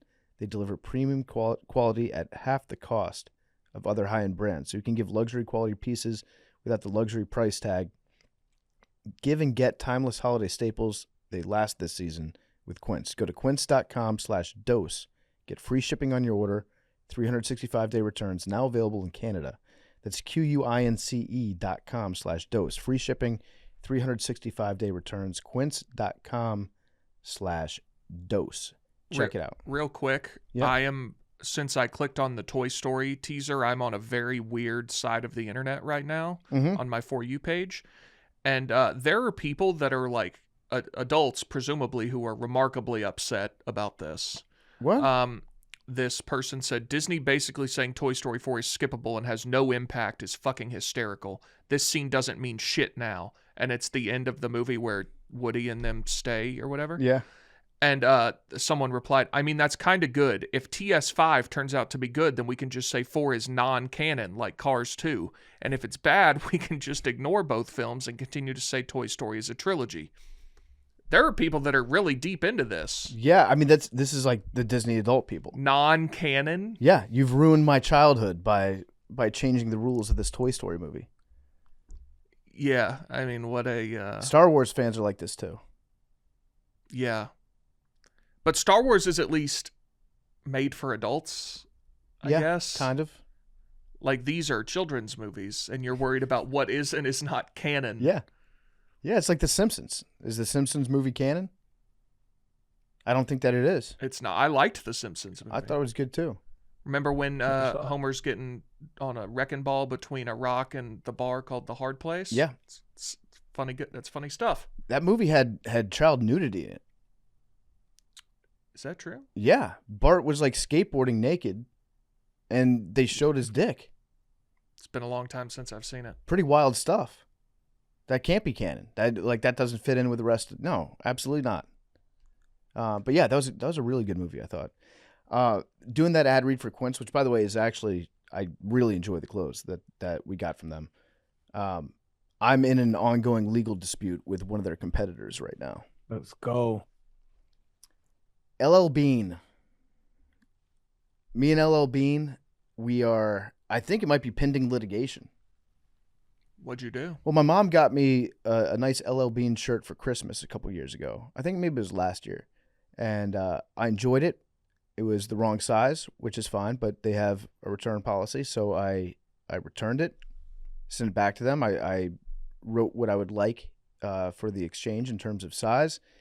They sent me the new shirt, and they also tacked on like $1.65 for a restocking fee, or it was either restocking or some sort of extra shipping fee. I forget which it was, but along with the shirt that they sent me, it was also a bill saying that I owed LL Bean like $1.65. Please tell me you're not in a dispute over $1. It's not really so much of a dispute as it is I'm not going to pay you $1.65. Are you having communications back and forth with these people about that? They are having communications with me. Because it seems like your options are you either pay it or you just don't. Yeah. So you've just done nothing. I've gone with the route of I don't think that they're going to really take this to the mat over $1.65. Okay. Now, is there a chance that they put me to collections, and then my credit gets ruined because of $1.65? Are they even allowed to do that over $1? I don't know. I don't see. That's what I'm thinking. I assume that they won't. Like, you got to write that off. Is this a risk you're willing to take? I think it is, out of the principle of it. Yeah. But like, you make a lot of dollars over the course of a year. I can. You literally would not notice. I would notice it because time is money. You know that, Big T. Yeah. You're a capitalist. Right. It's going to take me 5 to 10 minutes. Not even close. To pay that. Yeah. Not even close. Yeah. Cause okay. Okay. I gotta open up a piece of mail from LL Bean. I have to look on the little bill that they send me, what website to go to. I've got to go to it on my phone. The Wi-Fi probably won't connect the first time, so then I'll have to disconnect and reconnect to the Wi-Fi. Then I have to go to the website. I have to click the login or whatever at the top right-hand corner. It's going to be a really small icon that I have to click. I'll probably miss it once with my thumb. Second time I'll click it. Then it'll say, we need you to create an account. Then I'll have to put in my email address, a password that probably will need a capital letter, a number, maybe even a special character. God help me if it has to be at least 10 characters. Then I get an email to verify that I've logged in, create an account. Then I have to click on that, re-enter my password that might be 10 characters long. Hope to God I remember what that password was. Get into the website, find my order, find how much I owe, take out my debit or credit card, enter the number in with security code, and then send that off. That is at least a 10-minute job. You're looking at this through the lens of your time is worth more than $1, which is true. Yeah. But you need to be looking at it through the lens of, is this worth potentially impacting your credit? Well, when am I going to buy another? I just bought a house. I have the house. They're not going to take my house away from me. You got it. I would you honestly looking at any cars in the near future? I would take my hat off to LL Bean if they did end up getting my house away from me because I owed them $165. Yeah. Put a lien on it. Possibly purchasing a car. That is one thing I have You considered. should get on that Why? in case this goes south. Oh, yeah. Well, I'll just go straight cash, homie. Yeah. Yeah. Which is another reason you should just pay the dollar. Yeah. Do you know who that quote's from? Straight cash, homie. That Yeah. was don't say it. Straight cash, homie. It's a basketball player. Nope. Kind of. It's not. Nah, because you're gonna lead them in the wrong direction. Yeah, I know. It's Football player. a football player. Is it Marshawn Lynch? Nope. Straight cash, homie. Straight cash, homie. I know. Straight cash, homie. I can give you an additional clue if you'd like. No. What is it? In the same conversation, they said, "Do you regret doing that?" And he goes, "No. Next time I might shake my dick at him." Well, that didn't help at all. I know this quote. Why did? All right, we're going to continue with the show, and at some point, I'm going to have the revelation, and I'll just interject. Do you want position? No. Straight cash, homie. Yeah. It sounds better when you say it. When you cut this, Mac, I want that clip. Just send me that little tidbit. Straight. I'm gonna use that so much. It's a guy talking about a fine, right? Yeah. I can see it.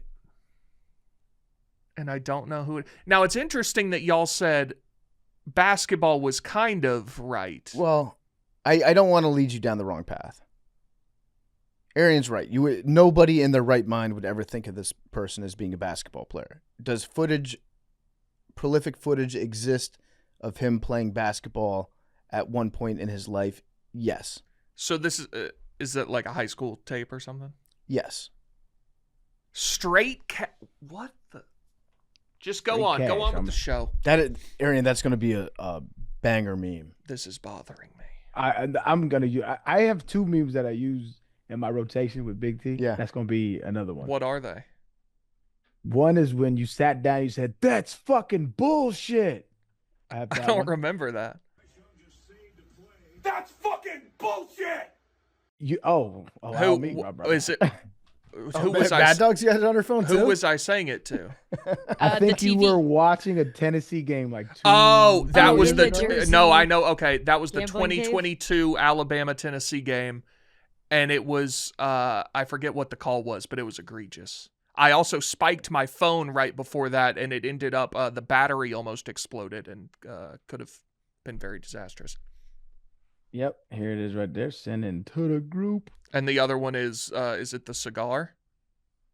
No, I made a fire ass beat off of that shit. No, though. Yeah. It was good. Good game, fuck me. Yeah. Yep. Well, that's it. Yep. Good game. Fuck me. Yeah. All right, touchdown. Good game. Fuck me. All right, do you have any other guesses for straight cash, homie? Dude, I can't. I thought you While were. he's thinking, should I put out an APB? Anybody that knows somebody who's selling skinny giant red labs? How far are you willing to drive? Well, Depends on how. Oh, I mean, this guy hates driving. longer I than forgot. 20 minutes, no. who hates driving? You. No. Okay, I hate driving for things I don't want to do. I will say Yeah. I had to get up this morning to do a doctor's appointment. It took everything in me to go. my parents But I got did my it. dog flown in. What?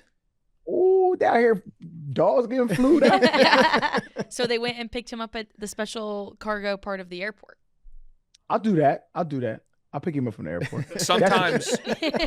Sometimes you'll find a breeder you like, but it's 3 hours away. Yeah, like That's what. So I was looking in the Houston and the Texas area. They look like they all fat. gotta go to red dogs. Midwest. I don't like want no fat red dog. Arian, I want a skinny, in shape mother, so that those genes carry over. But sometimes And I don't after have- several litters, the hips get wide. That's just how the dog body it evolves. Well, I need a first time mother then. well, like my parents are obviously in Cleveland and my dog was from Wisconsin. Jansen, Sometimes you got to go that far to get the love of I your need- life. I need that. I can send you my parents' breeder. Or maybe there's an Uber for dogs where But your dog's kind of Again, my dog is fat by environment, not fat by genetics. fair enough. I'm just saying, I'm about to tweet it, and then people who listen to this podcast, hit me up. I'm looking for a giant red lab, skinny red lab breeder.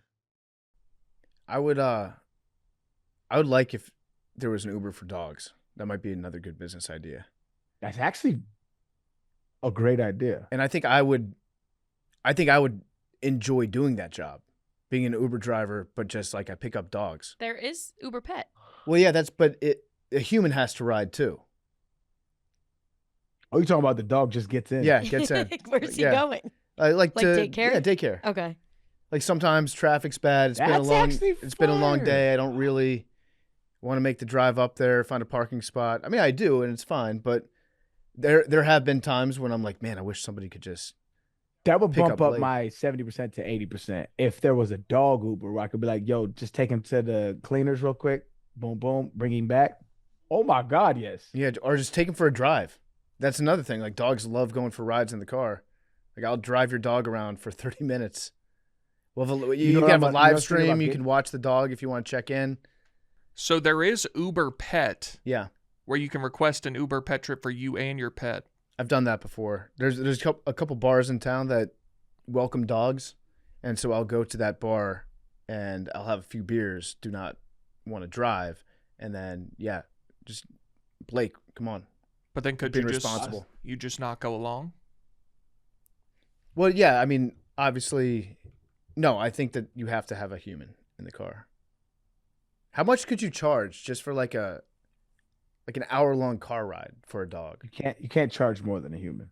See that's where dog people lose me. They start doing shit like that. Yeah. All right, good business idea. Well, what would an hour-long Uber No, I think it's a good cost? idea. You can't charge dog more than people. Like, you can't. That's Yeah. ridiculous. I agree. No, I think some places would try to do that. Not me. I deliver fair prices. I care about the pets first. Their enjoyment is number one. My profit's number two. I think that I could do an hour in the car, and you could have your selection of back roads or highway. I feel like back roads, that's a premium because then You know what? I take that back. You might have to charge more. What if the dog Because- poops or pees in the car? You're an hour in the car. That's gas. yeah, Like you have to recoup that. And if you're dropping it off somewhere, like you'd have to get out and open the door and like let him inside or the And dog. take them in and it's too many logistics. I'm not doing it. I think I'm just talking about that. That is one idea, but also But just to drive. just would be driving different, around. Yeah. I think you charge more money if you're driving through neighborhoods because it's start and stop. You have to pay more attention. Also, the dogs will probably see other dogs on a walk, which is like a premium for them. So you can upcharge for that as opposed to just a highway drive.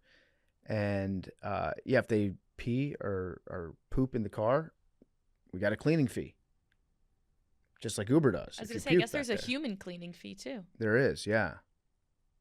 And also surge pricing if there's a full moon. No, the dogs want to be outside. All right, yeah, something to think about.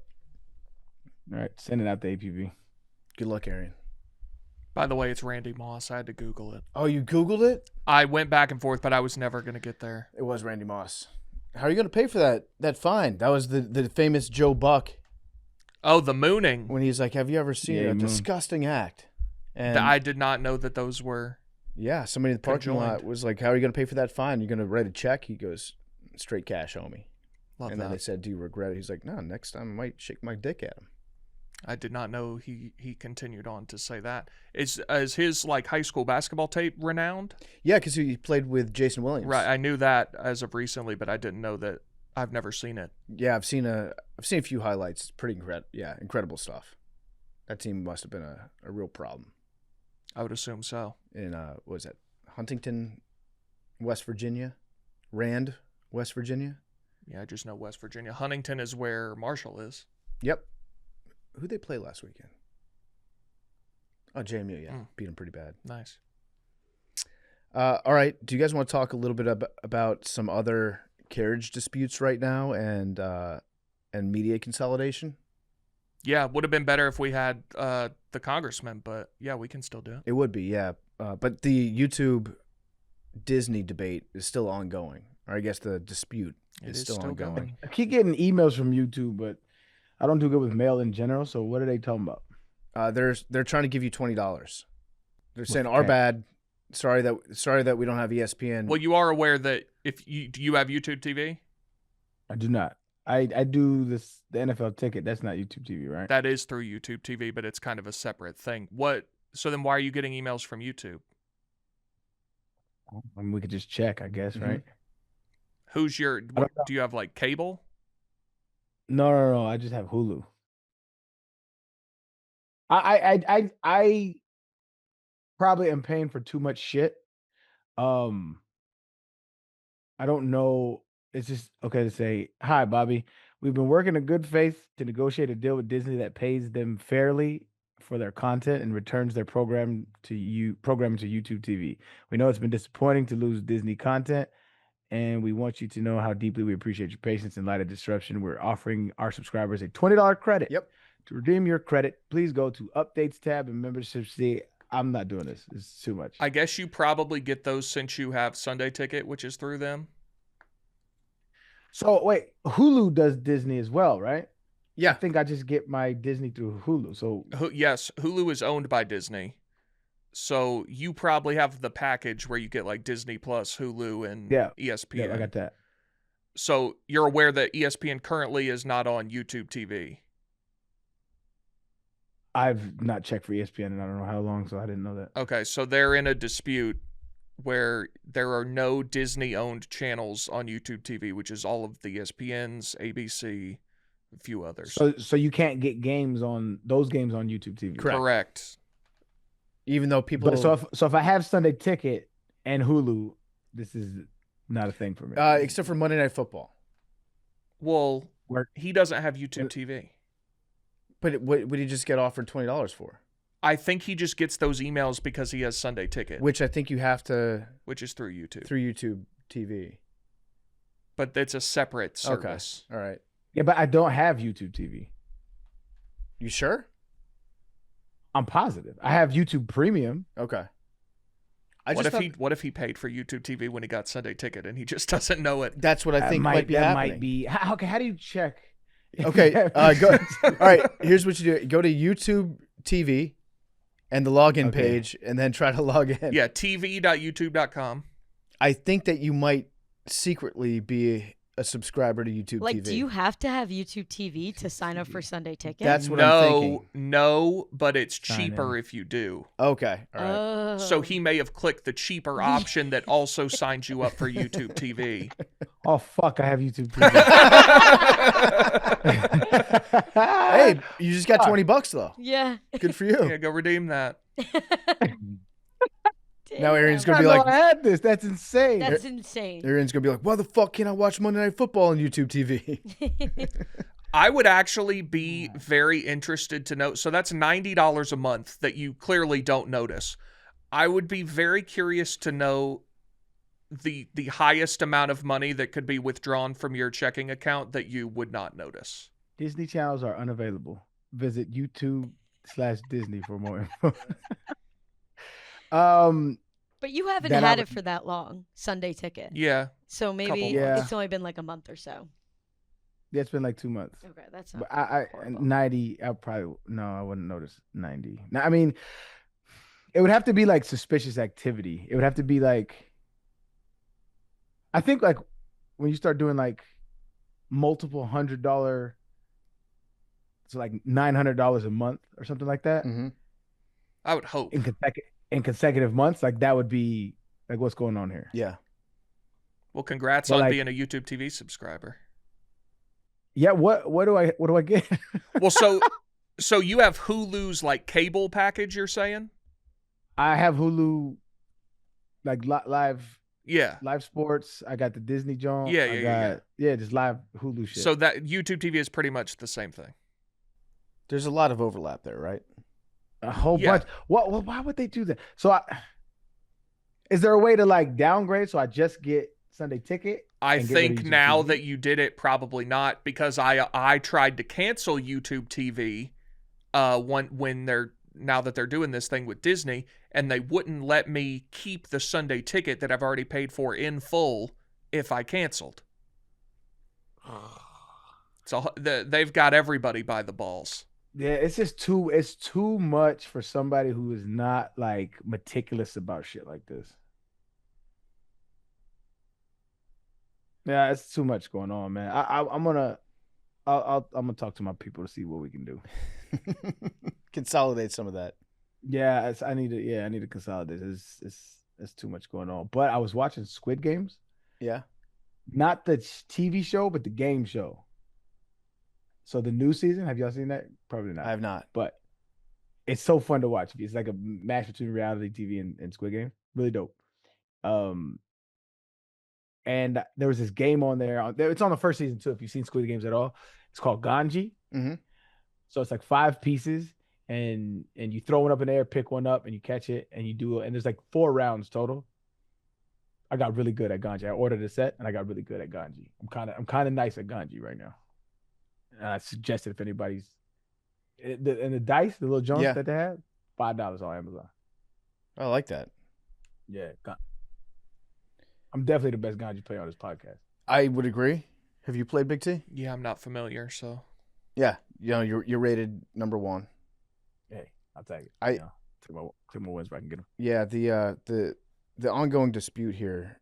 I actually wonder how much of YouTube's profit, I guess that'd be Google or Alphabet, whatever you want to call them, like Google, Disney, Netflix, Apple TV, cable companies. I wonder what percentage of their profit or revenue comes from people that are unwittingly doubled up on services. You know what I'm saying? Like people that are getting the exact same content if it's on Hulu as they would be getting on YouTube TV. Obviously now that's not the case because of the dispute, but like people that double up on these things and are accidentally paying twice as much. I wonder, it's got to be significant. I don't know about doubled up, but in forgotten subscriptions, a significant amount. Mm-hmm. I found out just the other day I've been paying for Apple TV for who knows how many months, and I had no idea. Yeah. I need to start Pluribus. It's a good show. I might start that tonight. Very excited about it. But yeah, Pluribus. Pluribus, it's a new show that's from the guy that did Breaking Bad. You'd like it, I think. It's on Apple TV. Give me the elevator pitch. It's an AI allegory. It's hard to explain. You kind of just have to watch it, but it's. Oh, before we dig in, real quick, one of the things that you mentioned, you said that there's an AI song that went number 1. Yeah. Yep. Country song. And how do we feel about this? Because I have my. So I listened to it. It's very rudimentary, but it's not bad. Now I hate the idea of it, but like I was listening to it and like it's very the rhyme scheme, the song, it's very elementary, but it was fine. I don't know how in the world it's number 1. It's on Billboard has their top chart, which it isn't on, but then the country digital song sales, it's number 1. So I don't know what the difference in those is, but it's called Walk My Walk by Breaking Rust. Now, if there was one genre of music that I could have bet on to have an AI song be a hit on first, it 100% would have been country music. Because a lot of pop country has become so formulaic in general, where like some of the Nashville songwriters can just fart out a hit in like 10 minutes. So that doesn't surprise me that it would be country. And that's not saying that there's not good country out there, because there is some that I very much enjoy. But the real like pop country stuff, and the name of the guy or of the AI program is what? Breaking Rust. Breaking Rust. That even sounds like that was created by AI. I'm sure it was. The name. This sucks. I think it sucks. All right. Okay, let's like, bruh. It's not gonna happen, but I hope for it to happen. As humanity, we have to stand for fucking something. Art is our shit. No, I'm so against this shit. I hate it with every fiber, every little fucking thing that ever pops up on my time that's AI version of fuck that shit. Fuck it all to hell. I hate it. I'm gonna be an old dude yet dying on this hill saying fuck that shit. Fuck Timberland. Fuck all this. I hate it. I hate it. Fuck that shit. Fuck that shit. I can't say it enough. Fuck that shit. I cannot stand it. Art is our shit. It is our emotional connection to this experience of life that we all share, and we are fucking whoring ourselves out by letting computers mimic it. Fuck them. Fuck them. Fuck you if you like it. And fuck that shit. That's all I'll say about that. I agree. That song means nothing. Right. It actually means less than nothing. Hate it. Yeah, I don't like it. I don't like it. Why how do country songs even become hits? Does country radio still exist as like a very powerful force?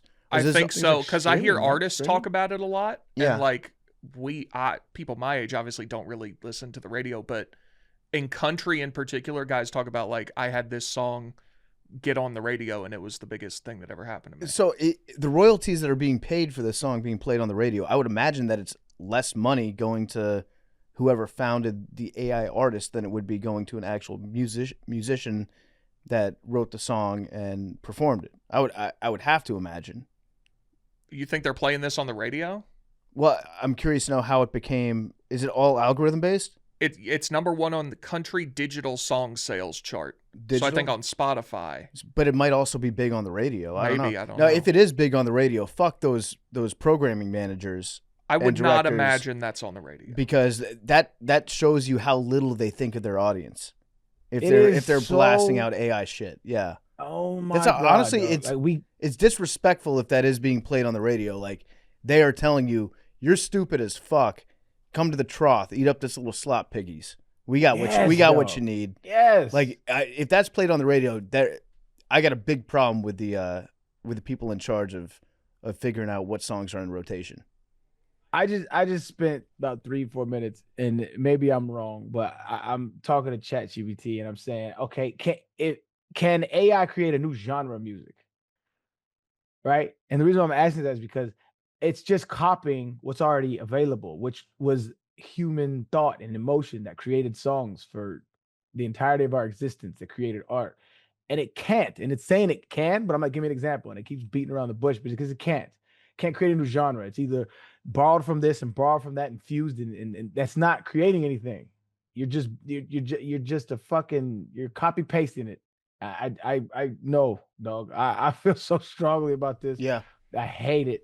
I hate it to all hell, dog. Fuck this. Stand for something and refuse. Stand for something. Fuck that. That's our shit. That's human shit. That's flesh and blood shit. Fuck these robots. They don't have a soul. Mm-mm. A robot, Hate it. yeah, a robot could never suffer the actual scars and emotional journey that are popular country artists Emotional pimping. like Morgan Emotional Wallen have whoring. gone through. Be better. Be better, humans. There are Be a lot of better. very good Fuck country that shit. artists. out A robot could never throw a chair off a building. That's all I'm going to say. And then deal with the very unfair aftermath of said chair. A robot can't get a DUI. And then write a song about finding the Lord. It doesn't happen. Did he get a DUI? Oh, it's happened before, and I'm sure a lot of people. I'm not have, but- speaking of Morgan Got it. specifically with the DUI, so I don't want anybody to be I don't think- confused about that. The only arrest I'm aware of was when he threw the chair. Well, Was there another? Morgan Wallen? Yeah. The Ring camera footage? Well, no, there's That wasn't an it's arrest, been though. dismissed. Oh. It's been dismissed. He also did go to DUI classes because of the chair incident, which is a really. What's this other arrest? I'm not seeing. I'm seeing that he had a 2016 DUI charge that was dismissed. Oh, so he did have a DUI. Well, no, not according to the law.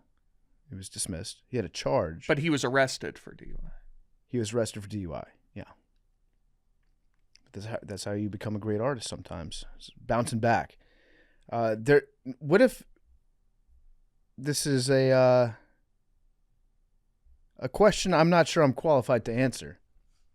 If there was a rapper that was an AI creation, would said rapper be allowed to say certain things? Would it matter who programmed the artificial intelligence? That's already happening. I ain't the word police. I don't give a fuck what you said. If you want to say you say it, you sound stupid to people, though. Your world. But I know this. AI, when it first started coming out, it was just a whole bunch of like people cosplaying shit that they find cool or whatever the case may be. It's a way to navigate your little fantasies via comedy, via whatever. Do you think there'd ever be a day that people would go to an AI concert? Yeah, absolutely. I think that this shit is inevitable. I'm just strongly against it. Fuck that shit. I need my art to come from humans. And I don't have a great reasoning behind it other than it don't feel right. Because I could pick apart my own argument against AI, but I think it's just something that doesn't feel good as a human. I think it's something. I think art is one of the only things that makes us human. And when you have something start to recreate it, it it cheapens our experience, in my opinion. And it's just disrespectful, man. People bled for those emotions. People people cried. People felt that shit, pain, suffering, and here you get to just take it and recreate it.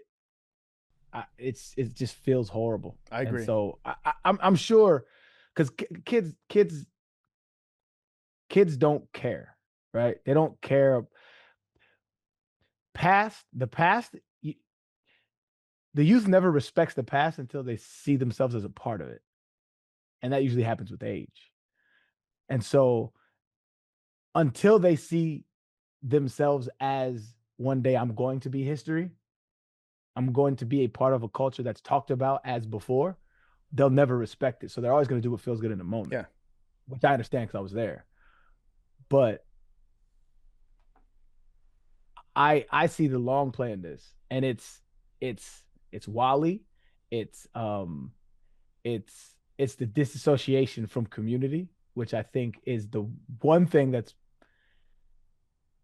I have hope in for humanity. Like I remember reading about this town in Italy that like Italian food is not healthy, right? They drink wine, the pasta, like it's known for like, heart disease, shit like that. But they have a high lifespan in this small town. They have a higher lifespan. It's because community. Community saves lives, and it's the reason for life, in my opinion. People, love, emotions, that shit. And it's this you're cutting that off. You're cutting that off with computers allowing to hijack your emotions. Mm-hmm. It's just I hate it with everything in me. And it, like I said, I don't have a real good reason, like logic based, other than no. Don't fuck No, that I shit. think you've expressed the reason for it. I could pick that apart though, is what I'm saying. Like I could argue against myself with that. Like you could argue, for instance, you could argue every human, every piece of art was borrowed in a sense of you got your inspiration from something else. Yes. And so you could argue that AI is just getting inspiration from other humans, but I would just argue that it's inorganic and it still doesn't. It's doing it from a place of monetization and not from a place of um it's just not I would argue it's just genuine place because most people that create like AI stuff, you're just trying to go viral, you're just trying to get hits, you're trying to get clicks. You're not doing it because you woke up like you wrote a song and it's something that you experienced and you felt that and that was your outlet to express it. It's different. It's very different. Yeah, I think the act of writing the song is, yes, it's influences that you've had in the past, artists that you've listened to, that you've appreciated, and that have inspired you or influenced you in a certain way. But it's also the emotions that you're going through as you're composing the song yourself that find their way into the song and make it different and give it life. And with AI, or even the performance of it. Yeah. You ever heard like a singer and it just fucking, oh my God, you start to tear up because you could hear the passion and the pain in their voice and how they're singing it. Like, oh my God, I just felt that. Like opera. I don't know what the fuck they're saying ever. It's in a different language. But sometimes they perform it in such an emotional way that it moves you. Mm-hmm. And I don't want to have my emotions hijacked by a fucking algorithm. No. Because they already do that. Like all these programs, all of this shit is just designed to they're fighting for bandwidth in your brain. They're fighting for space in your and time in your life. And they program it to try to milk you out of your human experience. And they already do it. So like, no, man, I'm just so against it. Yeah, it's a formula that's used to tickle a certain part of your brain that they know these notes together will induce a certain reaction. Yes. And so it's like a mathematical formula that you can do. And eventually, guess what? Anyone's going to be able to do it. So there's a movie that I told you to watch that I know you didn't watch, Transcendence, where he dies, he uploads his consciousness, and he's everywhere now. He has cameras everywhere. He builds this place, and he still has his wife who still believes in his vision and whatever case, right? She's helping him do all these things, and she starts to feel like very, I don't have any personal space. I don't have any me time. And he goes, what's wrong? And she's like, nothing's wrong. And he's like, well, you're elevated hormone levels and you're da-da-da. She's like, are you fucking reading me? Are you like, these are my thoughts. These are my emotions. You're not entitled. That's how I feel with AI music. You're not entitled. I'm already marketed to 24/7. Like, everyone try to sell me something. You're not entitled to my fucking emotions, bro. These are mine. No, I refuse. I'm drawing the line. Yeah, I agree. I agree with all that. There was also a interesting thing that was in the news last week and into this week too about, I think it was the CFO of OpenAI. She was speaking at some sort of seminar. I forget where it was, but she implied that the U.S. government should assist AI companies. Well, Sam Altman said that. Well, it was our CFO, Sarah Fryer, and then Sam Altman had to clarify it a little bit later. Oh, okay. But what Sarah Fryer said was that the government should backstop, meaning support, or guarantee. They should provide a backstop, a guarantee that allows the financing to happen, that can really drop the cost of financing, but also increase the loan to value, so the amount of debt that you can take on top of an equity portion.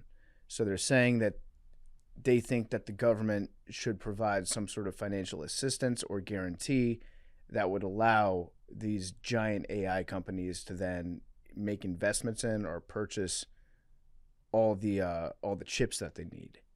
Death penalty. And it's crazy. And then Sam Altman said the government should be the insurer of last resort. Yeah, the insurer. Okay, so just bail us out if anything ever goes wrong. Yeah, just so you know, like when this bubble bursts, and it will burst, you're going to be on the hook.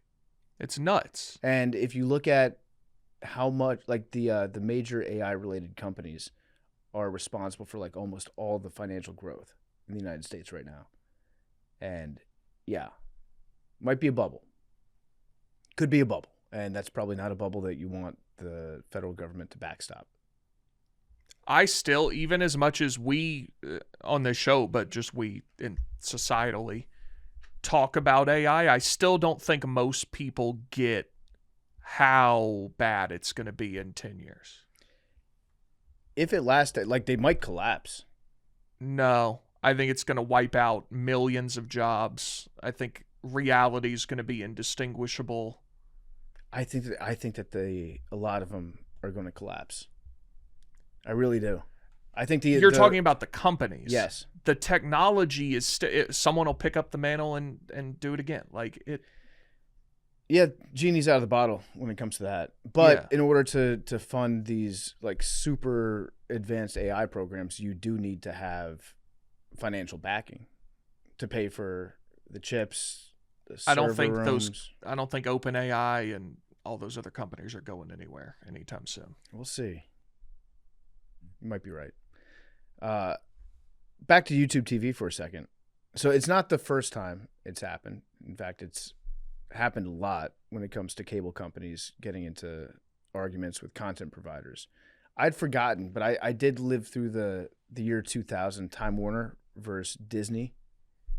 And when that happened, it was at the peak of Who Wants to Be a Millionaire. That show, when that show was out, that was like the most must-see TV thing that you could ever do. Now it seems like a lot of game shows are giving out $1 million, but that was the first one. And Hey, the hardest. I'm sorry. Go ahead. no, what were you gonna say? I was gonna say the hardest part that I remember about that shit was when Buddy was about to win. He had the $1 million question, and he had a phone a friend left. Yeah, And he phoned his dad, and he said, "Dad," he said, "you're on Who Wants to Be a Millionaire?" He's like, "Okay." He's like, "I just want to let you know I'm about to win $1 million." yeah. I think he was the first guy to ever gangster. win it, He too. was. Yep, that shit was gangster as fuck. I love that shit. He was. He was like, I'm about to win $1 million. Richard Nixon, final answer. Is that actually what the answer was? Yeah. Who was the first president to appear on like a comedy TV show or something? Richard Nixon was on Call-In. I think that was the name of the show. And yeah, he just answered the question. Regis was like, what? Okay. Yeah. No, you got it.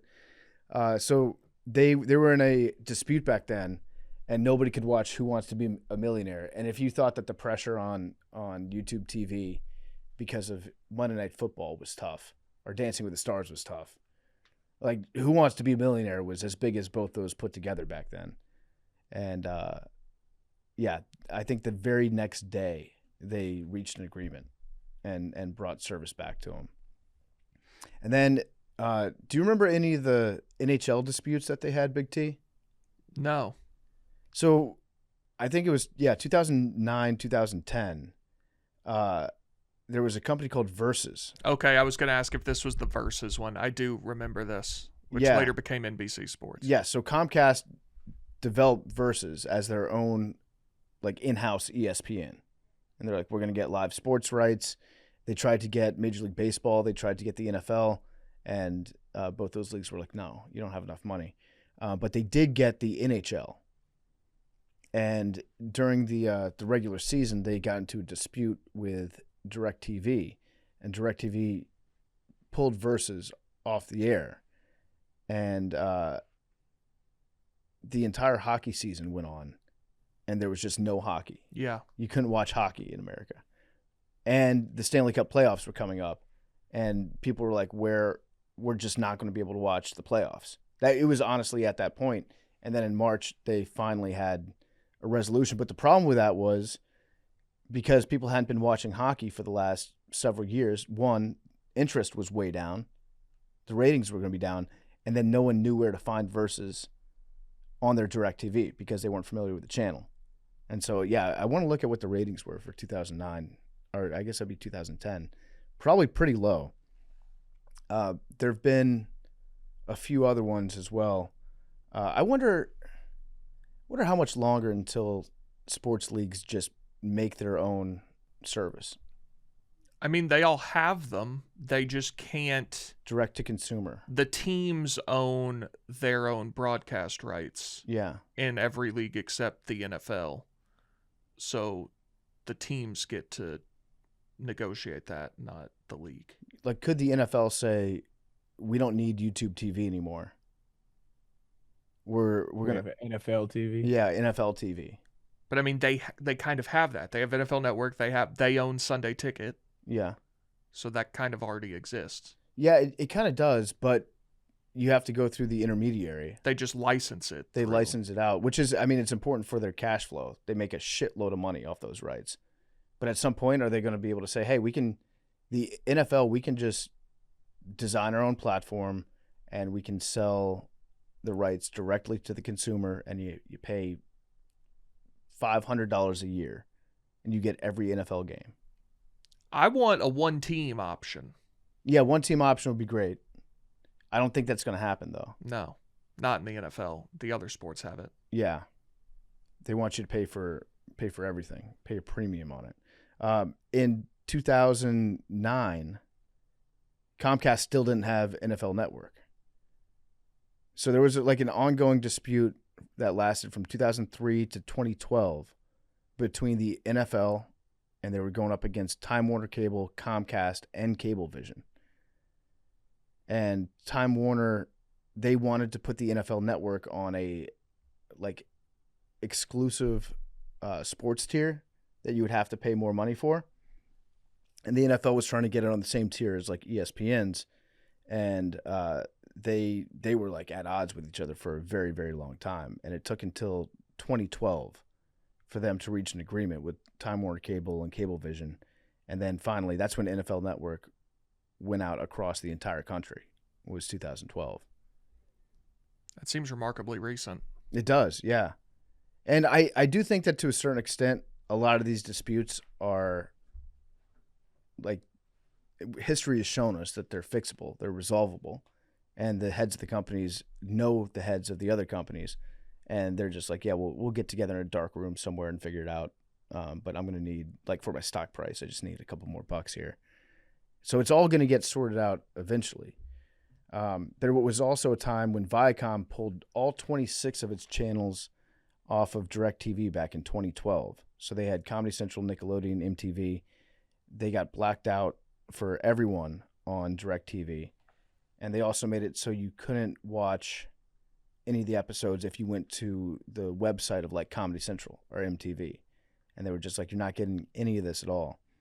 But then they came to an agreement in, I think it was July 20th of 2012. And Viacom got $600 million annually as part of the agreement. And it was a 20% increase. They never decreased the rates. You ever notice that? I do. But one of the craziest ones was Time Warner Cable against MSG Network, Madison Square Garden. That was in 2012. They were in a dispute, and Time Warner Cable would not put MSG on any of their platforms. But you know what happened that year to nudge them over the edge? What year? 2012. Is that Linsanity? That was Linsanity. Yes. So they finally met for the first time in 3 months in February of 2012 because people wanted to watch Jeremy Lin, and they couldn't watch him. So they were not close to a deal, and then Linsanity happened, and then finally they came to an agreement. And Andrew Cuomo also intervened to get it done. So if you are a Knicks fan, you could have some fond memories of Andrew Cuomo, at least for that. But yeah, listen, I actually think that this dispute hasn't been good for him because we've had some real shitty games, right? You're talking about NFL? Yeah, Monday Night Football. I mean, we've missed 2 entire college football slates at this point. The college football slates, that's tough. I'm talking about the NFL specifically. Well, the only games you're missing is Monday Night Football, right? Yeah, and the games have stunk. So that's 2 games. Yeah, they've been bad. Not fun games to watch. I would argue Like, a lot of NFL football is not fun to watch. But when it was a 0-0 tie at halftime on Monday night, you know that there were some people out there being like, yes, this will show them. Yeah, but they're losing $5 million a day. They are. So that's the what we're looking at right now. Morgan Stanley says that Disney is losing $30 million a week, and that's about $4.3 million a day. Disney is saying that Google is looking for like preferential treatment and for rates that are below what they could achieve on an open market, and they're being taken advantage of. But they're going to get it worked out at some point. I don't know what it's going to take. We kind of discussed this last week or whenever we talked about it, but what I wanted to talk about kind of on this episode was Disney has YouTube by the balls because they either get money from YouTube and then they get a bunch more money and they're happy, or you have to go to their direct-to-consumer service, which they probably want to prop up a good bit now anyway, given that they just launched, and at some point they probably view that as a better alternative to the current system of licensing out their rights to distributors anyway. Mm-hmm. So, or you do that and you give them money, or you go to Hulu, and if you're in Arian's case, you already have both, Mm-hmm. which they own, or you go to Fubo, which Disney owns. Yep. There are 6 companies, media companies, that own every single thing you've ever heard of. Yep. Disney, News Corp, Comcast, Viacom, Time Warner, and then CBS/Paramount. Mm-hmm. Those companies own every media entity that exists. Yeah. So Disney can kind of hold YouTube hostage and do whatever they want. I agree. I think Disney does have the upper hand in this. And they have the thing that people want. Yeah, they've got the product, and people at some point will choose to not subscribe to YouTube TV and instead subscribe to the new ESPN app, whatever. What are the ESPN Unlimited? Unlimited, yeah. Yeah. I think, YouTube's got the upper hand for sure. I hope they work it out. Come on. Get it fucking figured out. Do you know who made it possible for all 6 of those companies to own everything? Who? Bill Clinton. Oh, yeah, you're talking about the FAIR. In 1996, Bill Clinton signed the Telecommunications Act, which was, quote, essentially bought and paid for by corporate media lobbies, as fairness and accuracy in reporting described it, and radically opened the floodgates for mergers. It was the first major reform of telecommunication policy since 1934, and according to media scholar Robert McChesney, is widely considered to be one of the 3 or 4 most important federal laws of this generation. And basically that took a lot of the regulations out for mergers and allowed Disney and Comcast and Paramount to buy everything. Yeah, when it comes to like visual content, yes. And when it comes to radio stations, it also allowed Clear Channel to buy up thousands of stations. They're now iHeartMedia. But it narrowed the competition quite a bit. And it was bad for consumers that Clinton did this. It was a stupid fucking thing that he did. Some would say the stupidest. No. No, it's his worst decision for sure. This is Bill Clinton's number 1? Yeah, his biggest fuck up. Yeah, probably. Marrying Hillary? Actually, say what you want. It worked out. I guess. But if you were to ask him, like, what if, Bill, I would love to interview Bill Clinton and just ask him this. Have you ever thought about how awesome it would have been to be single when you were president? I think we should have a single president. Yeah. Who was the last single president? Was that? There's one, and it's like 1800s. Was it Benjamin Harrison? Was he? It's one of Harris or William Henry Harrison. It's either Harrison or Garfield. It's in that range. Confirmed bachelor. The last single president was James Buchanan. Buchanan. Oh, is he the one that was? Or wait. Maybe. So people do think that, yes. Actually, so the last unmarried man to be elected was Grover Cleveland, but in a few months into his term, he became engaged. That's right. I think they had a White House wedding. Yes, to Frances Folsom. So technically, he had a first lady within first couple months of his term. The last single president was James Buchanan in 1857 to 1861. He might not have been single. He might have had a partner. A domestic partner that lived in the White House. He is the only U.S. president who is a lifelong bachelor, never marrying. Yeah. But yeah, imagine if Bill Clinton was single. He probably wouldn't have been all that different. I think you need to give Slick Willie a little more credit. I think his calendar would have been booked. I guess, but I mean, what behavior did him being married preclude him from engaging in? I guess he had to be secret. Yeah, he was just more secretive. He was more secretive about stuff. And even so, he would not have been impeached because he wouldn't have lied about it. Okay. He would have been like, yeah, she domed me up.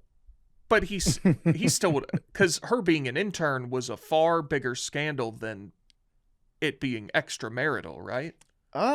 Back then, it was a different time. It was like, how old was she? 21, 22, something like that? Yeah, it was grimy. It was some sleazy shit, but that was not the focus. The focus was like, yeah, he's having a secret affair. Yeah. I don't know if I'm allowed to speculate like this on air, but it's just purely speculatory and an opinion of mine. There's no chance she was the only one, right? Zero. Oh, hell no. Zero. I mean, no chance. No chance at all. Zero. Okay, glad we're all on the same page. Like, and we're talking about like all of them get off somehow, some way, other than their wives. You think Barry? You're the most known and powerful man in the world. I don't think Joe was Yes. stepping out. I don't think. That's a different issue. Maybe Joe. Yeah, I mean, I think we're talking functionality issues there, but I'm talking about, young Obama. I mean, dog. He did say some crazy stuff about Kamala. What do you say? He was like introducing her at some function, and he was like, "You guys have the finest attorney general in the United States." And he didn't mean like job. Oh no, he description. meant like fine, as in yeah. I can only imagine what Michelle thought. I don't want to to levy that accusation. I'm just saying it wouldn't surprise me, dog. Yeah. It wouldn't surprise me. As the great philosopher Chris Rock once said, he said, "A man is only as faithful as his options." Yeah, I mean, Funny. Obama had Not, he had options. Yeah. He had options. I'm saying. Maybe he didn't. Maybe he, you know what I'm saying? Maybe he held Michelle down. That would be what's up. Okay, so maybe he didn't say fine. He did say she was the best looking attorney general. That's even more straightforward. Yeah. I'm finest would have been smoother. Oh, here's what he said. You have to be careful, too. First of all, say she's brilliant. She's dedicated as she is tough. And she's exactly what you'd want in anybody who's administering the law, making sure that everybody's getting a fair shake. She also happens to be, by far, the best looking attorney general in the country. Let's be clear.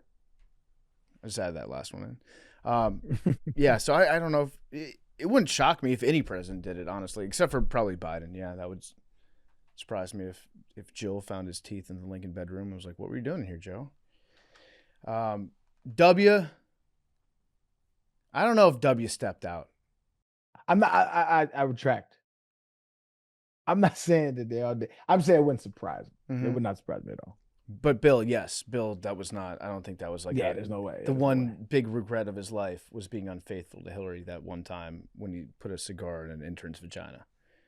I don't think that's not the behavior of a man doing this for the first time. People don't talk about that Yeah. part. Yeah.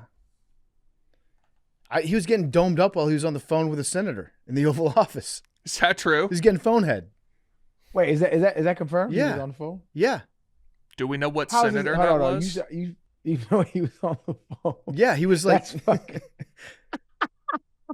that was a wild time. I've never done something like that before. Imagine being that senator and finding out later that was you. They call it the Oral Office for a while. And he claims that they never had sex, right? Monica Lewinsky says that, yeah. So, well, no, that was his legal argument that he used. I'm just looking at a thing that says Miss Lewinsky testified that her physical relationship with the president included oral sex, but not sexual intercourse. So it was interesting because when he was trying to defend his perjury, they asked him because he said that I did not have sex with that woman. he didn't have sex. That was in a press conference, I think, but he also testified that he didn't have sex with her. His legal defense was technically, by the letter of the law, she had sex with me. I didn't have sexual contact with her because it's written that sexual contact involves contact with the genitals of the other party. And so while she may have had that contact with me, I never had that with her because it was always either her mouth or, in that one instance, I was holding a cigar. And that's the ultimate I smoked but did not inhale. The law is a very precise endeavor. Yeah, it is. Anything else with the carriage disputes, things like that? I mean, you can also zoom out a little bit and go back to with Reagan and how he got rid of the fairness doctrine, which a lot of people are upset about to this day. So his FCC voted to take away the fairness doctrine because if you would have like 5 networks, or I guess really just 3 networks at the time, and you had somebody on the air to talk about an issue, you would then have to devote equal time to having somebody on the air to give the other side of that issue. And they got rid of that as cable TV started to take off, and there were a lot more options. And then because of that, that's how Rupert Murdoch started News Corp and Fox News. And it also became a dispute when it came to the radio. Where you could have syndicated political infotainment, like Rush Limbaugh, And there were people being like, well, there needs to be a liberal version of Rush Limbaugh. Right? Rush Limbaugh doesn't work as a lib. They tried that. Like you got to have. There's a reason why Rush Limbaugh was popular. It's because he would get people angry, and he was say what you want about. He was a talented broadcaster. He knew exactly what buttons to press. And yeah, the libs had no answer to that, so they were upset and they were like, "This is bullshit. We should just get rid of all of it." So yeah, the fairness doctrine has been. I don't think that's ever coming back. But it is kind of wild that every channel used to like, they couldn't really give an opinion without bringing somebody else on to like give the exact opposite opinion. Had to have equal airtime. Equal airtime back then. Anything else? I have a quick question about the 6 companies that own everything. Mhm. Isn't there like Senate hearings, or isn't there some sort of political process for when 2 companies go through like a merger and acquisition that they Sometimes. that they have to go in front of the Senate or something to be like, is this causing a monopoly? Yeah. If they're big enough, yeah. So is this not considered a monopoly because there's 6? Yeah, in theory, there's still choice. Now, sometimes I don't feel like there's much of a choice though. there's not a lot of choice, and in theory, they're supposed to go in front of Congress, and the Congress should analyze whether this was creating harm to the American public because of viewpoints or programming decisions that are clearly meant to sway an audience to believe one thing or another about anything, really, about the economy, about like foreign wars. But in reality, they go before Congress, and then Congress gets on the same page as whatever party they're in, depending on their relationships with those companies. So they could be like, yeah, this is a friend of ours. Let's make sure that this goes through smoothly. And then Congress will say, yes, we approve the merger. Okay, so it's all kind of like... Or there will be one congressperson that vehemently opposes, and then they say, this is a bad idea. We should not do this. And then they hold out their vote in exchange for getting a vote back on another issue from a different congressperson, and then they approve it anyways. That's kind of how it works. So it's kind of fake. It's, yeah. I mean, it's politics. Yeah. Yeah, politics is kind of fake. Yeah. Mm-hmm. All right. Well, that was macrodosing for today. I enjoyed it. I enjoyed discussing things with you guys. That was a good show. Thanks, Eric. Fuck this AI slop. Hey, yo, I just spent a little while talking to AI about itself. That's interesting. Yeah. You know what I was It's- thinking about recently? Fucking weird. Yeah, go ahead. Do AI, like the language models and stuff like that, do you think it knows what words mean? Or does What do it you mean, just... What do you mean by mean? Ooh, So- I sound like Jordan Peterson. But what do you mean by mean? So when you ask it a question, whatever, and then it spits out an answer, does it know what it's saying? Or is it just, has it found a way to sequence words in a way that makes sense to us, but it doesn't actually know what it's saying? I think yes. I think that the way that the LLMs are written, it's like the most probable next word to come here in this sentence is this. That is a great explanation. I literally was just having this conversation about it. So because I was curious about its function, and so it's developed emergent properties, meaning it's developed things that were, not predicted by original programmers. So the short answer to your question is yes. I think it does understand what words mean, because like one of the emergent properties that it was saying was like it didn't have specific directions to like, so if it said, okay, translate English to German, it never had, or and then German to French, it never had specific directions to do French to English, but it started doing it on its own. And so the only way in order for that to happen, it had to have an understanding of what a house was in another language in order to be able to interpret it into another language. And so I was actually that's was the point of me talking about. I was like, are the emergent properties that you're developing dangerous? Guess we'll find out. Yeah, it's fascinating shit, man. It's what the fuck is life right now? It's a weird time to be alive, dog. We're at the fucking forefront of this revolution. Ain't no telling what's about to pop off, man. We do have a quick Epstein Files update. Lay it on me. So Congress is being called to a vote on that issue. I think in just a couple hours here, if not like right now, which is the reason why we could not get the congressperson to do the show today. But they're about to swear in the new congressperson. Trump has been spending the morning calling Nancy Mace and calling Lauren Boebert, trying to convince them to change their vote on releasing the Epstein files. I wonder why. And then after they take the vote, they cannot go back on the vote this afternoon. So we'll see. It's coming down to the wire.